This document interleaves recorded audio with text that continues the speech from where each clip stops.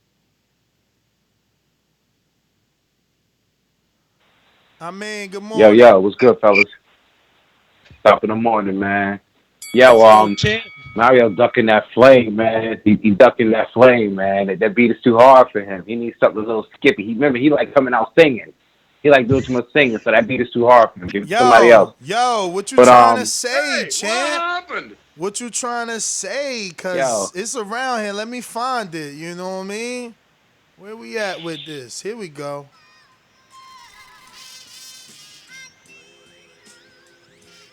yo, I'm gonna tell y'all like this. Top the tippy top. I done had my coffee, now I'm about to rock. Everybody know when the king is on the set. You can leave the track, I won't leave nothing left. This is stainless, the big homie, setting it out. I'ma let y'all know what the king and his bars is about.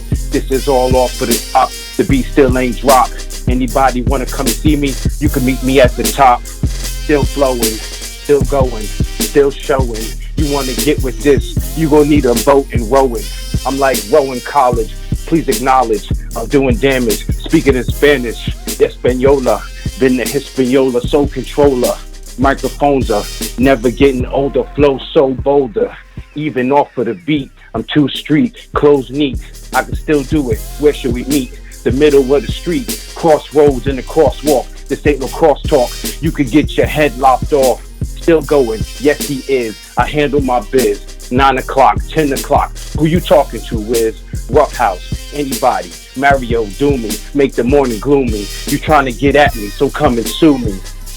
Contract, negotiations. Be having homie and funny situations. Slow flowing, it's still blowing. Homie said he was a dragon. Well, I'm Daenerys' husband. Stop playing with me, homie. I could keep going and drink my coffee. My manager like, yo, please, get up off me. I strangled somebody in the office place. Give me office space. I just had to break y'all off a Free little smoke, tape. free smoke, ayy. Free smoke, free smoke, ayy. Free smoke, free smoke. I mean, man, you always making the party hot. Talk to us, brother. What you think about this tweet, man? Interpret it for us. What the king sees. Yo, man, that is not a I made a mistake. That's just it's good to me. It's goofy business. It's like, yo, talk about it, be about it. I'm not a fan of the Twitterverse, but you gotta talk your talk. How else do you announce it? I mean, yo, I say if two bosses can't do business, either it's bad business or somebody ain't a boss.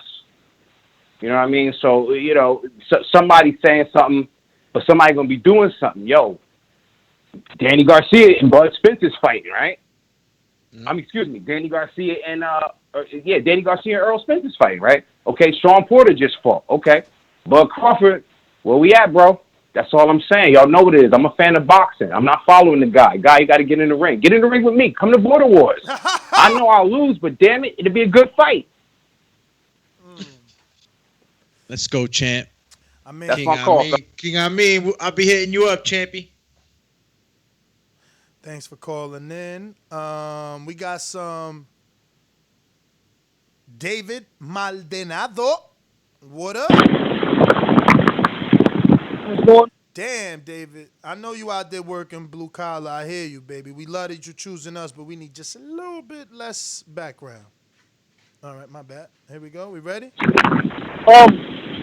I gotta give Errol Spence a lot of credit, man. Errol Spence is coming off of an accident. He's fighting a top 5 welterweight contender. That's an amazing feat he's trying to accomplish. But a lot of people are sleeping on Danny Garcia. Danny's not a tune-up. And this might be a fight where Danny might just come out and score a knockout, a loose-set knockout. And Terence Crawford, I think he's the best fighter at 147. He got to fight some people, man.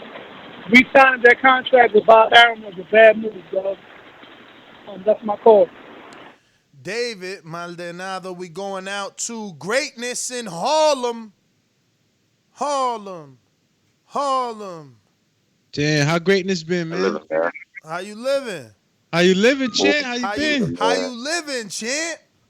Yo, man, living great, man. I ain't even gonna hold you, man. New York is got a nice little vibe out right now, man. You know, considering everything going on in COVID, but it's some good energy going on in the city, man. So it got me real busy. shout outs to all the parents out there, man. I know y'all, I know y'all getting tired of y'all kids, man. But the school year, we still offering virtual learning, man. So, keep y'all patience up to all them parents out there, man. Shout outs to y'all. But on to you the a topic, teacher? man. I teach in an after school program, man. So I teach videography and photography. Nice. Yeah, man. So they about to get me back in virtual learning.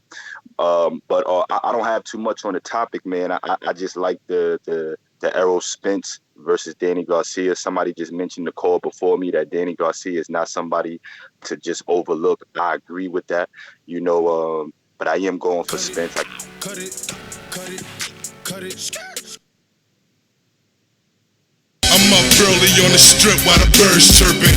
I had to turn my phone off, too many birds chirping. N.O. New Orleans, J. Mac. You know how these bitches is in the sport. Total disrespect. Kid has no class, no style at all. I'm a gorilla, I'm a dog. I'm a dog, I'm a gorilla. The smartest thing you can do is to stay away from Terence. It can't be the boogeyman if I'm chasing him. You want to bet? You bet 100,000 on that. Let's bet $1 million. Easy. Let's bet $1 million. Mac attack. Yo, can y'all hear me? Loud and clear. Sir. Hey, I'm gonna respond to Supermax. Y'all keep waiting on him to fight somebody while we waiting on Errol to unify the division. Bud already did that. Last time I checked, since we started painting this cross the street narrative shit, a dude unifying this division below moves up, get a belt. Normally that gets the attention of the top welterweights. They don't run around here talking about Carl L. He ain't did nothing. Who has he fought? I mean, that's some fanboy shit. Errol know he can fight Bud. And they sitting up here prolonging the fight. You got the Spence fans talking about Bud fans, all that. Man, look, Bud smoked Spence before the accident and after the accident. What's going to be y'all excuse when he get his ass whooped? I mean, I got no excuses. Yeah. May the best man win. I'm picking him to win, so I'm not gonna. Oh, you got Crawford? Yeah, I got Crawford in the fight. It's a 50-50. I know that. I'm not. I know Earl could win, but I'm picking Crawford. Yo, do y'all remember what he said in the first half of his call? I was trying to look for some paper to write it down, man. Well, he was. I mean, not verbatim, but he basically said that Supermax is. While we're waiting for Supermax to get a fight, it's going to be the same amount of time that it's going to take Earl to unify the division. Something like that. He says that, sometimes. I wanted to respond to that. I wanted to respond to that. He like, yo, Bud already did that. We still waiting for Earl to do that, meaning undisputed. So by his logic, Usyk should be the man. Because Crawford is the man, is what he's saying. He's saying Crawford already became undisputed at 140. So you should be wanting to fight him. But they're not. But that's the same thing that's happening with Usyk. Same title, too. WBO, he requested to move up. And don't nobody think he's official.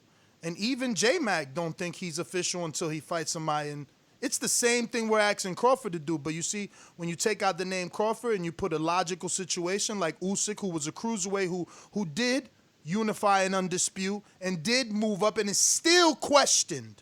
He is still questioned. No matter what people say about how skilled he is and how he was the cruiserweight's Lomachenko, he is still questioned.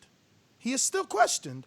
And until he fights someone, he will remain questioned. But you see, when you eliminate the fanboyism, and you just leave the facts, there are two undisputed dudes that decided to move out of their division. What, did I freeze up? No, Blog Talk just crashed. Yeah, I heard it. But there are two undisputed I thought it was like another, like you hit the sound bite.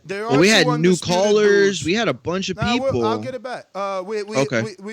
We got two undisputed dudes that moved up that both are in the same exact position. The fans believe that they are super skilled. Usyk has the same type of fandom. He's super skilled. But the difference between Usyk is that... Hold on. Okay. They said that he would outbox Wilder and AJ. That's what people said. Some people did say that. All right, so let's not even act like he doesn't get a bunch of clout and a bunch of criticism, right? Or at least speculation. People are like, we want to know. So I'm just saying, just because you undisputed doesn't mean anything at the division that you're at, and Usyk proved that. But Super Chat, Jared. Super Chat, Jared Lloyd. Jay McDonald's is the Obama phone having Nebraskan housewife. The trash wizard conjures the bums out of the sewers and convinces you fans and that they are top 10 opponents. Bum Lord Crawford is hot trash, burning in the wind. Doomy is in love with certain sound bites. I never understood what the pig noise means everything. That's the pig. Oh yeah. It was for the farmer. I know what it was for the farmer, and it was it had context. But yeah, there. I'm not gonna lie, Doomy. You be using it out of in some crazy context. It's like, is it you guys? It goes over your head. The pig squeal is when something is just like, you know what you need? A chalkboard. No, I still didn't get it. But while you guys try to get a joke, AJ is on the Super Chat, and he says Bud resume of fighters he beat have a combined loss record of like 215 L's. How is this man hyped to such magnitude without warrant? Shaking my head. The facts is coming out for them. 830 first time caller. What state is that? Mario, help him out. Oh, my bad, bro. Help him out. I'm like, not even. I right. dropped the ball on that. Oh, it's Texas. Ladies and gentlemen, making his professional debut. Yeah. What's up, What's brother? going on? This fact check, This fact check, this the one y'all be hating on in the chat and stuff. Hey, man, I just want to know, bro, how come when we did Danny and Earl? Nah, this ain't text check. Facts check. Oh, facts check. I'm down here. I had to clear that Yeah. I'm down here in Texas, bro, and I'm telling y'all, man, it's whatever. Like, bro, we support boxers. Like, he could sell 200,000 pay-per-views down here. Do y'all know that? You can go platinum down here, man. I think y'all overlooking the fact Bud was lineal at 135. He was lineal at 140. That's not Usyk. Man, you guys are weird, bro, but I don't even care, though. It's just fun. You know what I mean? I don't really care about it. I just feel like I should call in because a lot of these F-boys be hollering about. A lot of these F, huh? What you about to say? What you mean he was lineal at 130? He was the best. He was the best in the division, bro. He was the best. He was the best in the division. That's what the red, white, and blue strap is. Hold on. How could 135 and 140. Go look it up. Hold on, champ. Hold on. Let's have a conversation here, though. At 135, you as a Bud Crawford fan, how could you consider him number one at the time when Mikey was there? He beat Prescott. Prescott knocked out Khan before Danny. Y'all are so lame on here. But it's all good, though. I get it. I promise I get it. You fans are just extremely weird. But facts check. Why are you getting so agitated? Let's talk. Yeah, because you weird. Because you be calling me out, bro. Because you for now, all y'all weird, bro. Y'all be telling people out, bro, because we don't agree with y'all. We men. I'm not no sucker, bro. Like, I love women. I don't jump on them. I ain't hating. But I don't jump on these, bro. I tell the truth. Let's tell the y'all truth. Fake. I mean, it's a lot of fake people. Let's a lot of fake people on YouTube. Let's tell the truth. You keep making accusations, but you don't want to debate. You keep saying that I call you out. Chop it up, bro. You said, chop it up, bro. All right. So you said he beat who? Breidis Prescott. So, Breidis Prescott, bro, at 135 after he knocked out Amir Khan. But that's not. Some you give Danny credit for. And then y'all be and then you make my man stop calling in. Say what? You gotta calm down, bro. And first of all, your name is Facts Check, and you're lying. He fought at 140, not 35. Oh my God, bro, go check it. Go check it and see. Dude, we're screen sharing it. How about that? Is that good enough for you? It was at 140. Is that good enough for you? It was at 140. But remember, he took the fight on 7 days' notice. Terence Crawford now look, was not I'm trying to give him fight in that fight. Exactly. It was Breidis 7 Prescott was days' supposed notice. to fight somebody else. Dude, so they had it at 140. I'm trying to give him the opportunity because most Bud fans don't want to debate, but he's so emotional. This is what Jared Hurd talks about. He's just yelling, saying that his name is Facts Checks, and that YouTubers are the one that are weird, but you're coming on completely, opposite of your name, and you're saying that he fought at 35. Then I'm contesting you saying, how is he lineal when, Mikey was there. There was people at 35. Broner was at 35. You understand what I'm saying? Like, how could you say he was the man at 35? I don't understand that. But like lineal, whatever. It wasn't even a 12-round fight. It was a 10-round fight. Dude, all of a sudden Tyson made lineal the shit. This is the first Bud fan I heard say lineal in 2 divisions. I could see for 40 because he became undisputed, and I think they give you that. They give you that lineal. Well, he has to have beat somebody that was lineal if you have all the belts. You know what I mean? So it's it's beyond lineal. You know what I mean? It's because it's lineal and leaving zero doubt. No. Remember, lineal is the man that beat the man. So Tyson beat Vlad, who was the reigning defending. I understand that, but what I'm saying is, if he got all the belts, it doesn't matter. One of them was lineal, so he beat. You know what I'm saying? Like he is the lineal champ because he was the unified champ. Okay, undisputed. But at 135, he didn't beat anybody that like Ricky Burns is his best win. I mean, I don't know. I've never heard. You gotta argue. You gotta argue what's his best win at 35. Is it Ricky Burns? That's what they say. And then look. This is how they sell it to you. Well, he had to go to Ricky Burns' backyard. Or is it Beltran? Yeah. Is it Beltran because he was most famously known for being Manny Pacquiao's sparring partner? Yeah, I still. Or is it Gamboa, who started his career at 26 or 22, and had 8 knockdowns already when he met Crawford? Like, you calling in here yelling with your name being Facts Check, talking about people. First of all, I'm trying to give you the opportunities to defend myself and make some sense of yourself, and you don't make any sense. Just yelling, you emotional. Because that's what Bud Crawford makes his fans do. Y'all get rabid, rabies, crazy, because y'all don't got facts. Because that is your biggest name at 35. Gamboa, Beltran, or the other dude. Mix them up like 3 dice and throw them against the wall, bro. It don't matter. It doesn't make... None of them dudes is lineal. None of them dudes was the man that beat the man that beat the man. You out here lying because you like to. It's okay. Chief Red, they gonna what have up? to send their best fighter for the champ. And look, we lying. Oh, I'm sorry. And Jarrett Lloyd on the return. I opened up the line. Chief Red. Oh, what's up? What's good with y'all, man? What up? Chillin'. What up, champ? Yo. You hear us? We hear you. You got us? Yeah, y'all good? Y'all can hear me? We hear you, champ. Yeah, we All hear you gotta you. Go do for is it. talk. All right, cool. Look, I'm let y'all talk to a sensible Bud fan. I'm gonna push y'all up on game or what it is, for all the people who really got a lot of hate and animosity for Bud. This is what it is. Bud ain't never had a close fight. Everybody he's fought, he's pretty much washed their ass. From 135 to 140 to 147. Okay, so the only test, the real test he's going to be able to have is Errol Spence. Now, here's the thing. There's going to be Bud's biggest fight and probably the fight he's going to retire off of because I don't see Manny Pacquiao fighting him. So he's playing it safe so he gets that fight.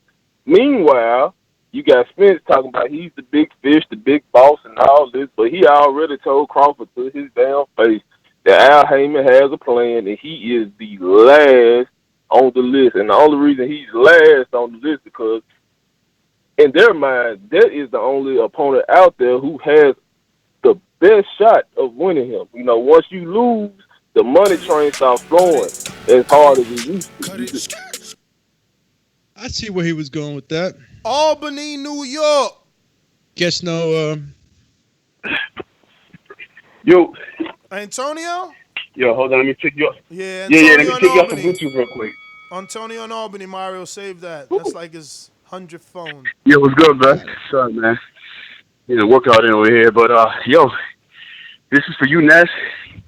And for the 8 haters out there, for Crawford, man, I've been following you guys for fucking many years, bro. Y'all stay doing this to certain fighters, and then later on, they prove you wrong. And I'm going to stick to that right there. Crawford's going to prove you wrong, Ness. And all the haters out there, we all know Danny and Spence is fighting because it's the easiest fight ever to be made right now. And obviously, Danny was next for Spence, no matter what. After that, we're going to see how Spence looks. And I'm going to be honest with you, bro. I'm Puerto Rican, and I'm rooting for Danny, even though I think Spence is going to kill him. But I'm still going for Danny because you never know, that left hook might catch up to Spence, and he might have another accident. I'm out. You're right. Antonio, you're right. Yes, you're right. We do this to other fighters like Gennady Golovkin, who didn't face someone till he faced someone, and that's all we asking. You know, Gennady had a bunch of accolades. He was Fighter of the Year. He had, been unified. He had a bunch of title defenses, but we were begging for him to fight someone, and that's all. We're just begging. We're just begging for him to fight. We going out to Jonathan's Super Chat.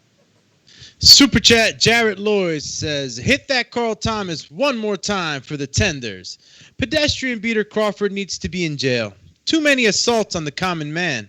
Tell Jay McDonald's to pull his ice cream truck over and accept the facts.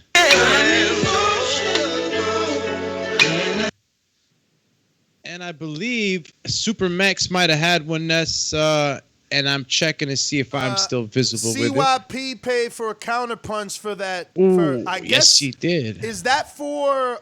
It looks like he wants. I think he wanted the guy. Yeah, but he's gone. Fact check's gone. I think that's him right there. He jumped back on, right? Fast check. Hey, yeah, I'm here. Hey, bro. Hey, Nick, you don't have to be so disrespectful. Just say my name, bro. I don't got no. Don't be so disrespectful to me. Just say my name. Like I said, I did say facts because check. you said that, you didn't say facts check. You said that, but it's okay, bro. I don't care nothing about that. My ego, we ain't having no pissing contest. Trust me. Hey, check this right here out, bro. This is what I'm saying. Bigfoot Danny, right? The one with the big foot, the one that wears size 14 and wears size 10 on the other foot. That bastard took the car fight after he was already knocked out. What he doing now? After the car wreck, knocked the trunk out. Guess what time? I like Spence, though. See how y'all making me do Spence? Let me not say that, sister actually did. Look what the Bigfoot guy doing. Man, that's what y'all respect around here, bro. I don't respect that shit. I'm sick of it. Yeah, y'all, it's a Ponzi scheme that y'all running at the 147, and y'all defending it.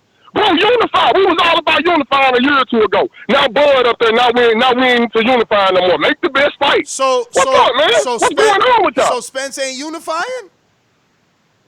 Then he just unified. Bro, unify the whole division, bro. Unify the whole division. Then he just unified. Come on, man. Bro had that belt before he fought Mike. Again, emotional, right? After me specifically saying he's emotional and yelling and let's have a conversation, he gets more emotional, yells, and then again lies and says I didn't call him by his name. Then he lies again and says I thought it was about unifying. Like Earl didn't just unify in his very last fight. Not 2 fights ago. No, the last fight. Okay, your name is not Facts Check. That is not your name, bro. And maybe that's where he thinks I disrespected him by saying you're not Facts Check because you're a liar. But obviously, if you're going to say lies, I have the right to call you a liar. His last fight was a unification. Bud's last fight was versus Crab and Lobster. Not the mandatory. Facts check. They asked him to fight before the mandatory could be called. Look, we could do this all day. J-Mac counterpunch. Yo, can y'all hear me? Yep. Look, I can't hear what Facts Check saying, but I'm gonna start calling you Yvette. Yvette off of Baby Boy, you go cry your ass in the car after Jody kicked you out until you get that nigga out your house. Because that's what your emotion is. Ever since Bud never wanted to interview with you again, you start painting these narratives. You already know what Bud did at 140, man. That's enough to be fighting Spence right now. But these dudes make excuses for Spence, and what I meant to say was undisputed. And Spence got to get undisputed to go through Bud. So whether y'all waiting on Bud to fight who or fight whoever, Spence got to go through Bud to get that belt to become undisputed. That's what I meant to say earlier. All right, AJ Mack, that's the end of your call. Can I ask you a question? Go ahead. Why you don't have the same energy for Usyk to fight AJ right now then? You've never called in and said, why is AJ ducking Usyk? Because Usyk and Bud did the same exact thing. First of all, I already told you, don't speak for me. Because you always twist shit up. I ain't never called in. I'm not speaking for you. I'm asking you. No. I ain't speaking for you. I asked you a specific question. Why you didn't have the same energy for Usyk? You do not call in here saying Usyk should fight AJ. And that AJ's ducking Usyk. Because I said Usyk. I didn't ever say that. I said AJ will knock Usyk out. Usyk to me hasn't proven anything to be a top heavyweight. That's my argument. Why not? Why hasn't he proven anything? Because, like I said, man. Exactly. Exactly. So one person could prove something to you by beating up a bunch of nobodies. Usyk fights better dudes to be undisputed, but he ain't do nothing. But is he saying a heavyweight he hasn't done anything, or is he saying in general that? My man, it wouldn't matter. The argument is the same. Usyk is done the same exact thing that Crawford did. To use the words "he ain't done nothing" is a little hypocritical, is all I can say. But Crawford's had more fights at 47 than Usyk's had at heavyweight. And you know what else Crawford's had more? More fights overall, and which means he should be praising Usyk for doing it unless, Tom, don't cut me off, Usyk undisputed in like 16 fights. Crawford has 30-something fights. Okay, you're right. But that's still the difference in the argument in comparing Usyk to Crawford. Like, I don't want to argue this because I believe in both. Like, the person you're talking about, like, oh, you know, come the same with Usyk as Crawford, that's me. Okay, you can ask Jordan, you can ask all the people in the pre-pro that we talk about. I feel that way about both of these guys. I respect them both very much, and I think that they are both incredible at the weight classes they fight at. That said, it's not the same because Terence has had fights at 147. Usyk is yet to even really fully be displayed yet. I mean, he had one fight at heavyweight? Yeah, like, one with Witherspoon. Yeah, so it's like, to me, it's not really the same yet. But, Doomy, I think we got like a shit ton of freaking. Yeah, I got first one is Chris Camejo. He says Bud was lineal at 135 and 140. That's why he has 2 ring belts in that trophy case. Still, those divisions were weak. Mikey wasn't there at that time, and that was Chris Camejo. Counterpunch from CYP. Whoa, we going through the super chats. I'm sorry. That's all right. Go ahead, Doomy. All right, the next one is coming in from I believe. Whoa, it just went flip on crazy. Me. But it's all good. I got it. Next one's coming in from Ben Fetelica. After Ben, I got to go to Jarrett Lloyd. Ben Fetelica says, lemonade, lemon meringue. Lamington, that invisible ghost title is hurting you, Ness. Give me a biscuit and put the Kool-Aid on your lips, cuzzy. 2 laughing emojis. Hashtag Doomy face. Emoji peace sign Mario. Hashtag why people ringing to take CYP spot. Guess they're trying to take CYP spot right now, champ. I guess you're talking about Facts Check. Yeah. This one's from Intrigue, not Jared Lloyd. Bud tenders have been living through a bud-demic their whole life. Bud did his people wrong. He got bud tenders jumping off buildings head first into trash. And go make matters worse, they are becoming sick with buttabetes. Deranged. Yo, Ronald Finkley had 1, 2. I think got skipped. Yeah. Who T-Bud gonna fight? 3 laughing, crying emojis. Did y'all get the Chris? Yeah, I actually you just had stepped in with that. He made some good points there with Yeah, he did. Him being at 135, 140. So I was just waiting for you to dissect. No, he wasn't. What do it matter that they gave you a ring belt? Fury got a ring belt for beating Wilder, who the world considered 1, 2, or 3. You understand what I'm saying? Mm-hmm. You got a ring belt for beating Beltran, who the world knew as Pacquiao's sparring partner that never could win, so he had to gift him a house. Pacquiao literally gifted him a house. That's who you beat. Or Ricky Burns, who the real boxing fan knows ducked Broner for 2 consecutive divisions. He could have had the fight on HBO, which is any UK fighter's dream, and then fight Broner, who we already see that even in losing is a draw and does viewership. He was Mr. HBO before they left. Let's not forget, okay? And 2 divisions, Lampley, the network, the commentators, they would, same thing that they would Chocolatito and Gennady, except Ricky would never say yes. He moved up, Broner moved up. There's videos. Just Google Ricky and Broner. Just Google it. So, like, I don't know what you're telling me. You know what I'm saying? Like, how are those dudes any different? Let's not even go with the word better. Any different than the dudes Usyk beat? How? How are they any different? They're not. They did the same thing. Let's give everyone the same respect. That's all. Where's the energy? Where's the energy is all I'm saying. We got some cash apps. Sony says, thoughts on Boxing Bar's lineup. Oh, shit. He changed the whole energy. And Teddy B says, Crawford won Lenio off Beltron, laughing my ass off. That's bullshit. With a laughing out loud emoji. Okay, I thought I was the only one who thinks it's funny. I guess not. You know? No, it's cooler to fight Benavidez and Kavalaskis, not cooler to fight Sean Porter and Danny Garcia. I'm living in a fucking alternate reality over here, and my man said, we weird. Fats check, he said I disrespected him like he ain't say, you and Fanon, who's not on this show, but he says, y'all weird. But he says I disrespected him. But I'll be weird.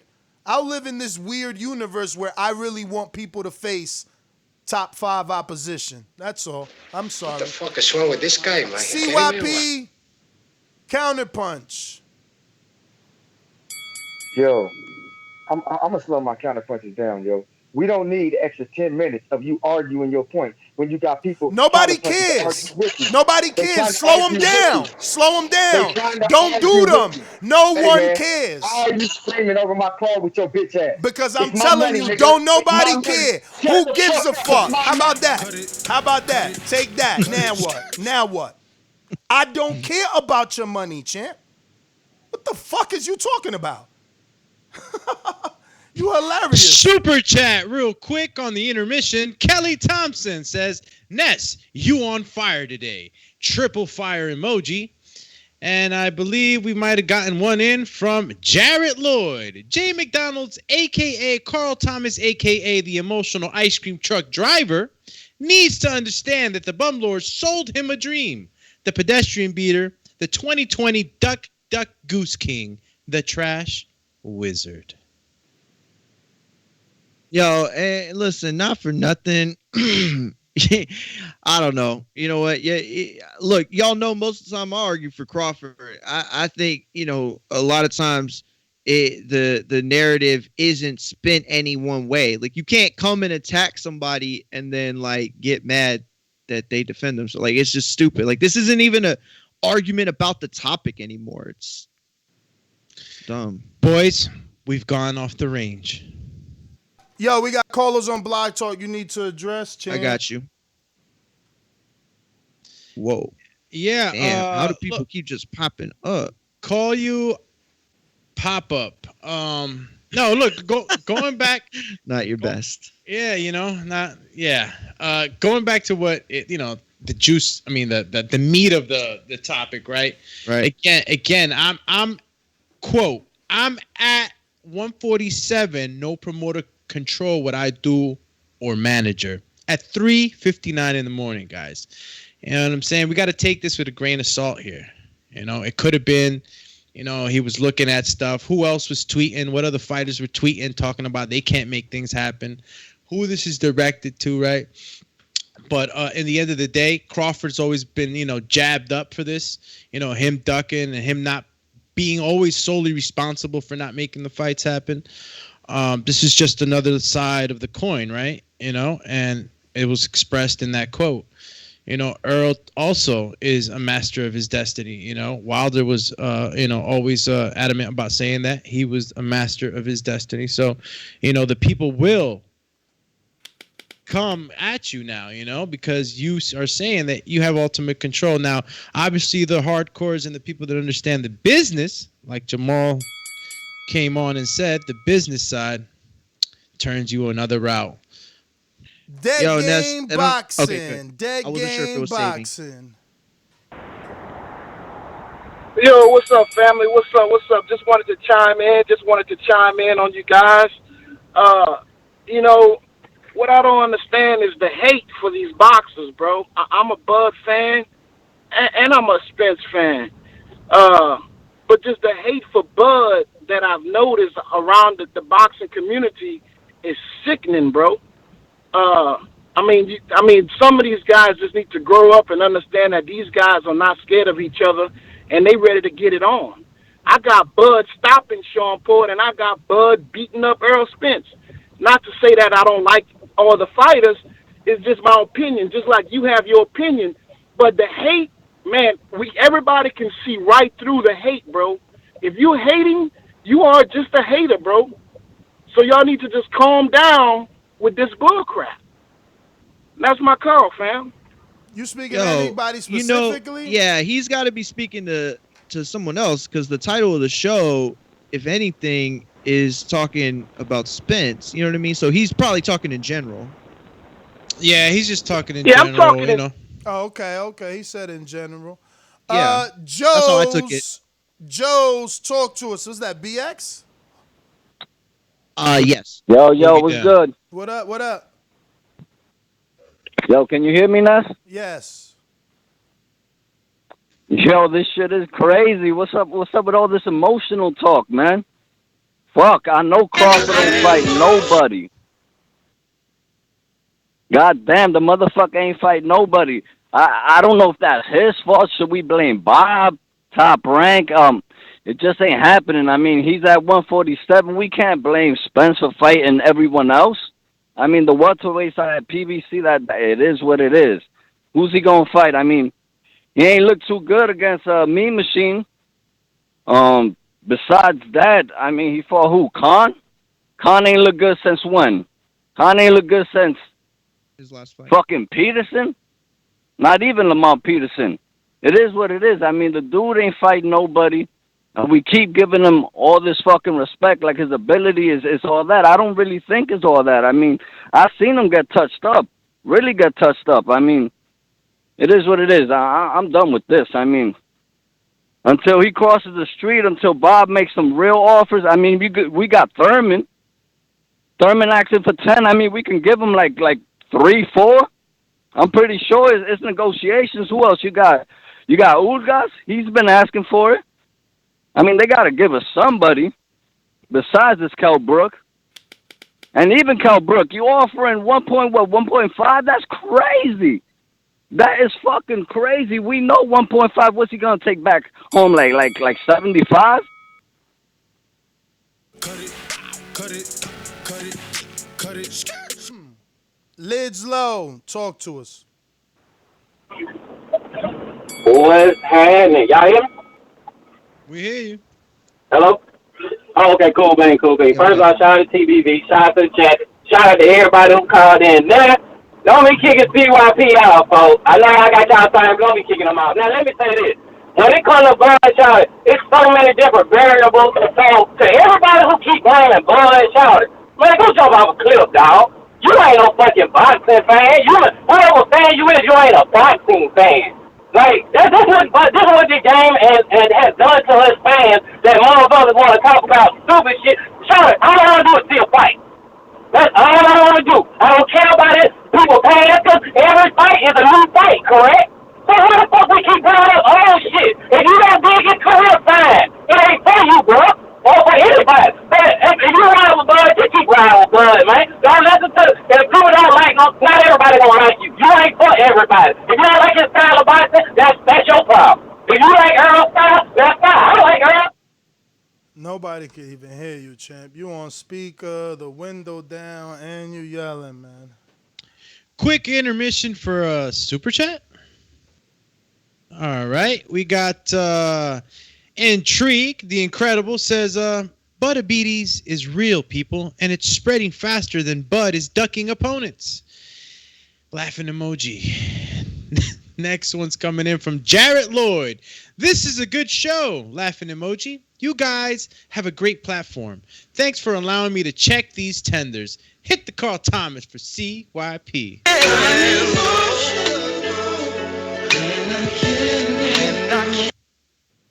And Marioski, I think we got another one from Donald Banks. Ness, have you ever been wrong and was able to admit it without switching the narrative? Just a straight jerk. If Crawford gave you interviews, I know this would not be the hate Crawford show. Laughing emoji, laughing emoji, laughing emoji. Bro, y'all gonna make me defend Ness so that y'all can come out here and be like, oh, you suck at Ness's, bro. How many times have we said Ness changed it with Canelo? He saw the error of his way. Andre Ward. I mean, bro, it's happened plenty of times. People clip it. Like, I don't know. This is just getting stupid, bro. Like, this is... Bro, listen. I say people are making about me exactly and hate because that's their attention span. We are talking about Errol Spence's tweet at 3:59 in the morning where the title literally says Errol is stopping the fight. But they're so infatuated and obsessed with me that they make it about me. You know? I haven't said anything about Bud's resume today. We started talking resume after the callers started talking resume. I am talking about Earl. I even asked Jamal James about Earl and his tweet. The problem is that you guys, this is what your favorite fighter drives you to. He automatically puts you in defense mode. I'm not in defense. No, it was one caller, Ness. One caller switched the whole narrative of the show. That was it. That was it. He brought up one point that, I'm sorry, it just wasn't correct. You know what I'm saying? Like, no matter how much you yell, it was not a factual statement. That doesn't mean that we're talking ish because we don't want to give the lineal title in a 10-round fight against Prescott. Like, that's what set this whole thing off. I mean, what? Well, Mr. PVC on the super chat has something to say.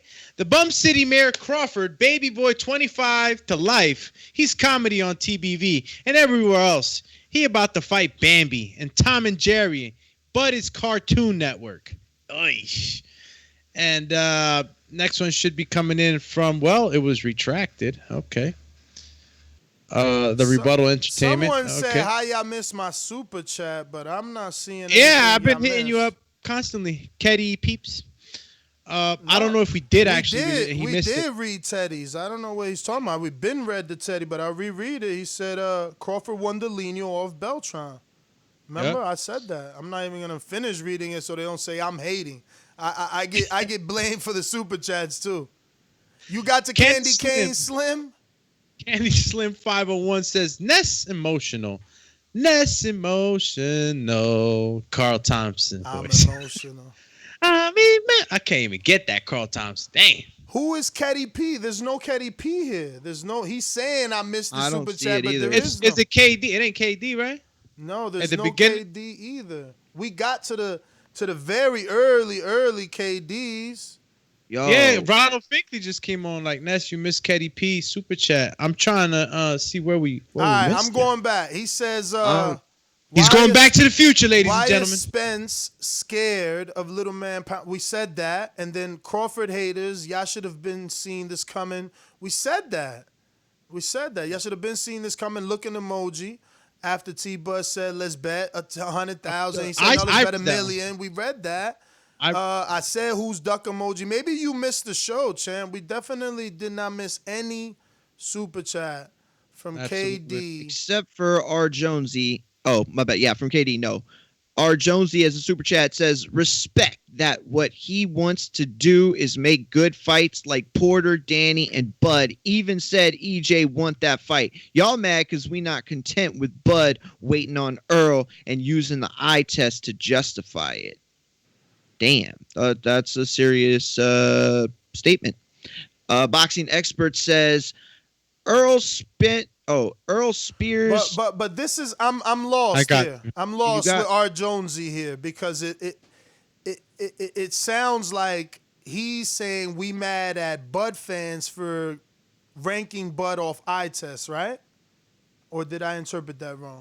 Bud waiting on Earl and using the eye test to justify. He says Bud's using the eye test to justify. He said y'all mad because we're not content with Bud waiting on Earl and using the eye test to justify it. Okay. So what he's I'm on my thinking side is of the he's argument. saying, yes, he's saying y'all are mad because we're saying Bud's resume isn't there and he's not waiting on Earl, and waiting on Earl's not good enough. Plus, y'all are saying that he's better because y'all are using the eye test. It's not based off of resume. That's what I think is what R. Jonesy's saying. That's how I interpreted it. Yes, we do. Boxing expert says Errol Spears andaba pedo, güey. No cuenta. Oh man, he Spears is actually Britney Spears. I guess he's trying to make a pun on it. So he says Errol Spears was fucked up on liquor, no account. He has no account, basically. AJ said he's in the queue, but AJ, what number is he? Is he? Are you from San Antonio? There's the San Antonio. You saw that, right? AJ, is this you? Yes, sir. What's up, AJ? Yo, listen, the queue 15 minutes ain't nothing, bro. That's why we have a ringer status on Patreon, bro. But I am getting to you because you're a new caller. Yeah, I'm new to the channel, man. I just wanted to speak some actual facts, man. If y'all recall, Bud just started really, really going hard with this whole Twitter escapade as of lately. When he first came, he wanted Thurman off of Thurman's injury. He didn't want Spence. He specifically said, I don't want Spence. He's not good. The eyes will lie to you. I don't want Spence. And now all of a sudden, when he's in that injury, in that accident, now all of a sudden he want to sit up here and call him out on Twitter, have people ranting about him on Instagram Live, and all these little Bud Stan boys is all saying Errol ducking him. Bud was an opportunist. He's stopping the fight. He's still going on with the rhetoric that Manny ducked him. But Bob is on tape saying he stopped the fight. Bud fans believe anything and everything that man says, anything that Bomac says, they think that's they hold gold to whatever they say. And I'm from Texas. So, I mean, the culture down here is real. We support Errol. Anything they want to say, the reason why Bud ain't fighting and blah, blah, blah, and Bud sells this better than Errol and blah, blah, blah, you can come down here and see the fights and compare them what Bud be doing. It's bigger. So, they can't sit up here and keep saying what Bud did at a lighter weight division and act like he's supposed to be the bigger fish. Errol is the bigger fish. Nobody wanted to fight him when he had an opening schedule. AJ, so you get a minute, champ, and like I said, the line is there. There's Patreons and there's ringers and boomerangers that cut. But if you feel like you ain't get it off your chest, you could do a $5 super chat or a $5 cash app at $SGTO. Notify us in the chat. We have moderators and co-hosts that'll let me know, and we'll bring you back for what we call a counterpunch. Mario, we got, I don't know, I think that might be Facts Check again. So Fact Checks, that goes for you, or you're just listening? Because, again, we brought you back the second time around because they paid for your counterpunch. Looks like we got a boxing expert one. Yes, we do. I guess we read the AJ. I've been on the queue for about 15 minutes. Let me get that. And boxing expert comes in and says, CY Queen parece vieja vendiendo tamales. Hashtag tamalera. CY King looks like the little old lady selling tamales. Hashtag the tamale lady.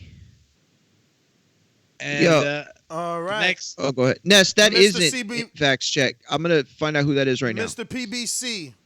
Yes, Mr. PVC says, what about Sean calling out Bud, then Bud got something big? LOL. What Kel Loose Eyes Brook Bumlord cooking up? He's back. He's back. 40 Thief. Resume by far, you know. As for Crawford, I mean, if he ain't fighting Spence soon, I'd like to see him against Porter, but I'd like to see him against Virgil too. I know he's a couple fights away, but I think Virgil would be a good fight. And then if Virgil wins, he'll fight Spence in Dallas or something. That'd be a good fight too. So, I mean, I just hopped on, so I'll probably listen to the rest of the show later. But that's my call. All right.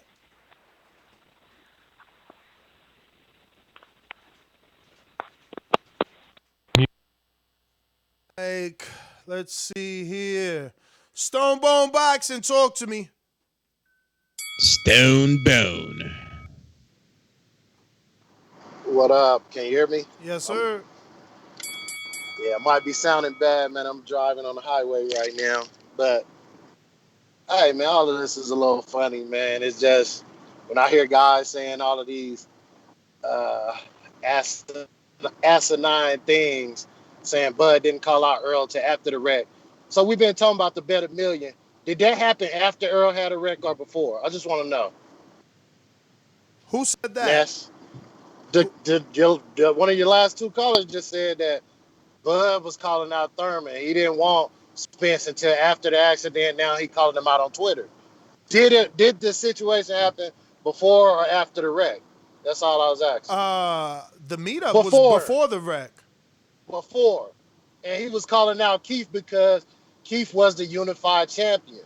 Let's not try to dismiss him calling out Earl or trying to ask for that fight like, oh, he didn't say nothing until after the wreck. That makes you look real new to boxing when you telling other people they're dumb boxing fans. So let's just keep it honest. Let's be real. Earl told the truth. When he want to fight Bud, he will. That's what he said in the text. He probably was chilling 3, 4 in the morning. He probably just got home. He made it home safe. So he wanted to send out a tweet to show how big he is. And that's my call. All right. Sony.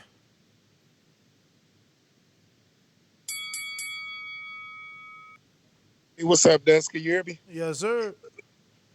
Yeah. You guys read my super chat earlier. I bet y'all would have went to my super chat now because that shit went clear off the rails, yo. How did it go off the rails? No. I'm just making. I shouldn't even have made that joke, but that was a joke about UNCYP right after my super chat. Y'all got in it, but yeah, for another day. Hey, but I agree with what Stonebone just said. I don't put too much stock into it because Earl had that injury. And Ness, my brother.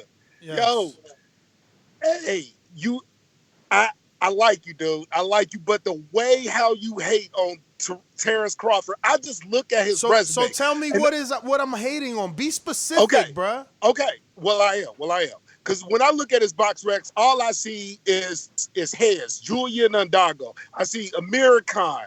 I see all these fighters that he beat. But people talk about his resume like there's nothing on it. This man went undisputed. And like I told you before, I really do look at Terence Crawford's boxing career in the same level I look at Canelo. Canelo took Kovalev, and Kovalev got on social media and said he took that fight for a reason. But everybody after that fight thought Canelo did something so good. Kovalev wasn't even in that fight. He just went there for the bag, but everybody thought Canelo did something. My point is, people didn't matter about that because of where Canelo was in his career. And I really do feel like people dismiss the fact that Terence Crawford went undisputed at 140, and they talk about his career like this man did nothing. And I think that's the hate that you're getting from everybody because everybody act like this man did nothing. Like they give him no credit for doing nothing. This man is not a ducker, and neither is Errol Spence. I cannot say the same for your boy Keith Thurman, though.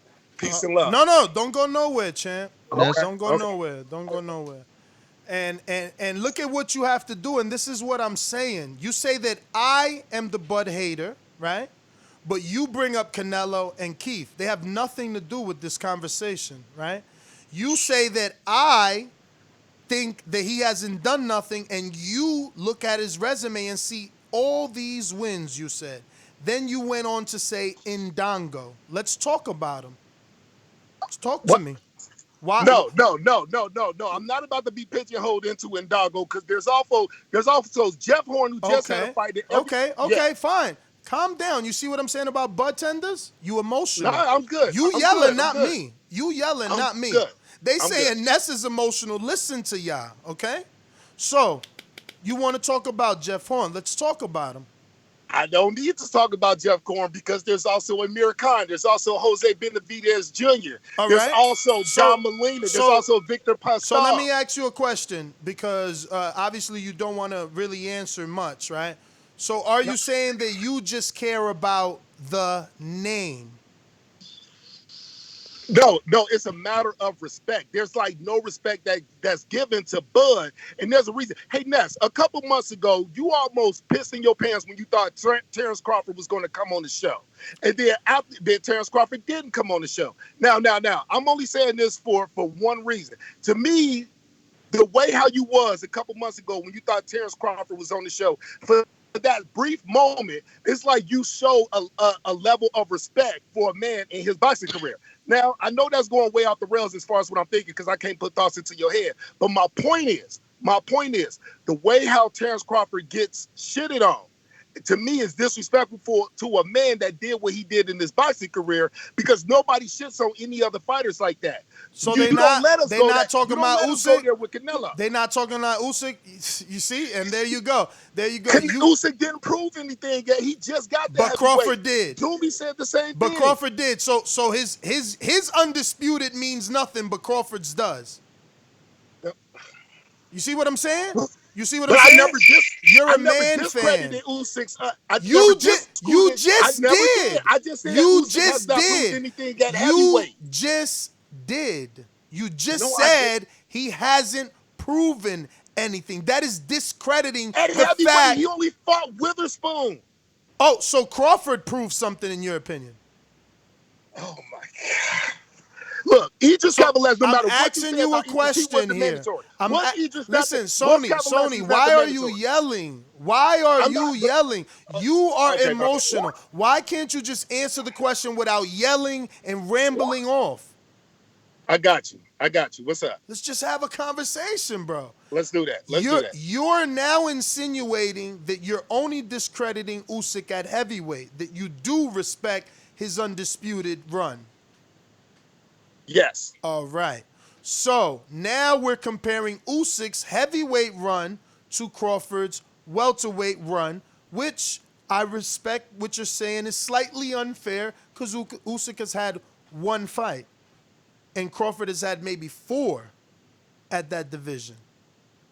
Right? That's what Keep you're going. saying?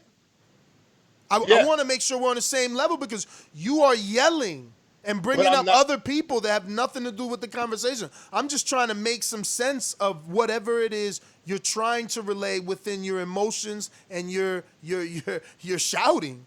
But I'm not okay. Okay, you want to say I'm shouting? I don't think I'm shouting, but go ahead. All right.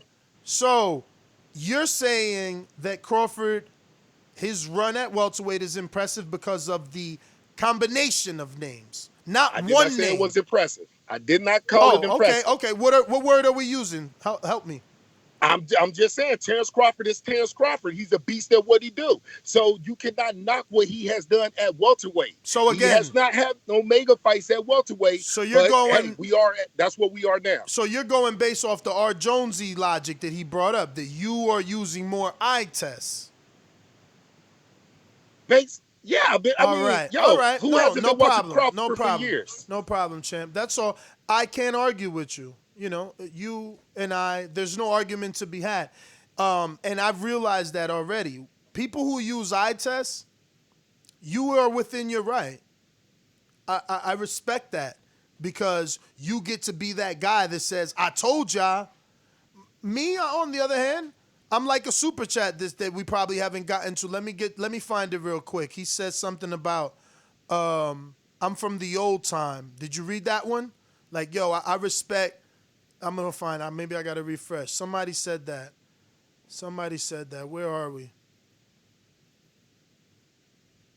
Somebody said. Okay, we never got to him. The rebuttal entertainment. The Yeah, rebuttal he entertainment. The rebuttal. retracted. I No, the couldn't read it rebuttal on. entertainment says, "I'm old school. Until you fight someone good at 47, you are not considered the best at 47, like the old school greats did." Thurman fan. And I respect that. Like, but I respect you, Sony. You use the eye test. Cool. But eye test, you can't win an argument with that because you want me to believe that he is as great as you see him with your eyes when, proof is what we are looking for. You understand? But we got some more here. You got to Ben Federica? Yeah, Ben Felica's message was deleted by Mac. Gonna have to just, I guess, point that out to what happened. Probably in her pocket. Sometimes, it happens to the mods, even MIDI. That's why he asked me to take the wrench away. The phone gets in the pocket. You start timing people out and things like that. But let me read it. He says, "That's it. 9th round KO Spence. Hashtag Scooby-Dooby-Doomy." Hey, yo, Donald Banks you, says, "Ness gonna have to see CYP for cutting him off." No, I don't. Listen, that is the problem right there. Like, stop making it about me. When have I said to J-Mac all the shit that he says to me? Do I ever say he's got his panties in a bunch and, he all the sexual... I never call them bitches. I don't do that. None of that weird shit that they do. That is your favorite fan backing you into a corner to disrespect another man because he's talking boxing. I don't call nobody a bitch on this show. When is a caller, "Yo, you a bitch. You a bitch. Fuck all this, bitch." Nah, you mad. You mad that your boxing fan, the dude you love, the fight, your favorite fan got you in this emotional roller coaster. I don't have to call you out your name. What I need to call you out your name for? You J-Mac, you CYP. The problem is y'all mad because I'm telling the truth. If I wasn't, debate the topic. Stop worrying about what panties I got on or whose balls I'm sniffing. All these homophobic, weird-ass topics, man. Like, y'all the ones that are strange. I'm talking boxing, and I get them to talk about straight up homophobic slurs all day. They have to send their best All fighter for the day. champ. It makes no clue. Like, they don't even have to say. At least if you're going to be talking gay stuff, let's bring up Orlando Cruz so it can remain in boxing, but you can't. You can't. It's always a verbal attack on me because your favorite fighter got you with your back in the wall. I don't got it. It don't matter what y'all say about Thurman. Oh, ponytail. Oh, Thurman been hurt. Oh, Thurman got married. He unified at welterweight and fought the best in the division. And got the fight. Got the fight that everyone still wants to this day. I don't gotta defend Danny. Oh, you're cherry picker. No, he not. No, he cherry picker. No, he not. Cherry picker, not. Why? His resume speaks for itself. He's in a pay-per-view fight. I ain't gotta defend Wilder. So on and so forth. Y'all emotional. Y'all emotional. Why you worried about my sex life? There's something wrong with you, man. Seek help. There's free social workers and psychiatrists out there. Most churches have little psychological programs for y'all. You could go sit down. You know what I'm saying? There's something wrong with y'all that every day you can't go one sentence without cursing. And look, we all curse. I know I throw an F-bomb every now and then, but you say 7 in 1 minute. We literally time your call. What's wrong with you? Pick up a book. We did a book review. It's the lowest show we did. And the book was about boxing. That says something. Pick up a book. And I mispronounce shit all the time. And that's why we need to pick up a book. Because if all you got to say is something about a homophobic slur, a curse word, when we talking boxing, we're literally talking Errol Spence's tweet. And the fact that I believe his tweet indicates that he could be possibly holding up the fight. But butt tenders are so emotional. They want me on a platter so bad, they don't see that we're on the same side of the page today. Let's fight, Ness.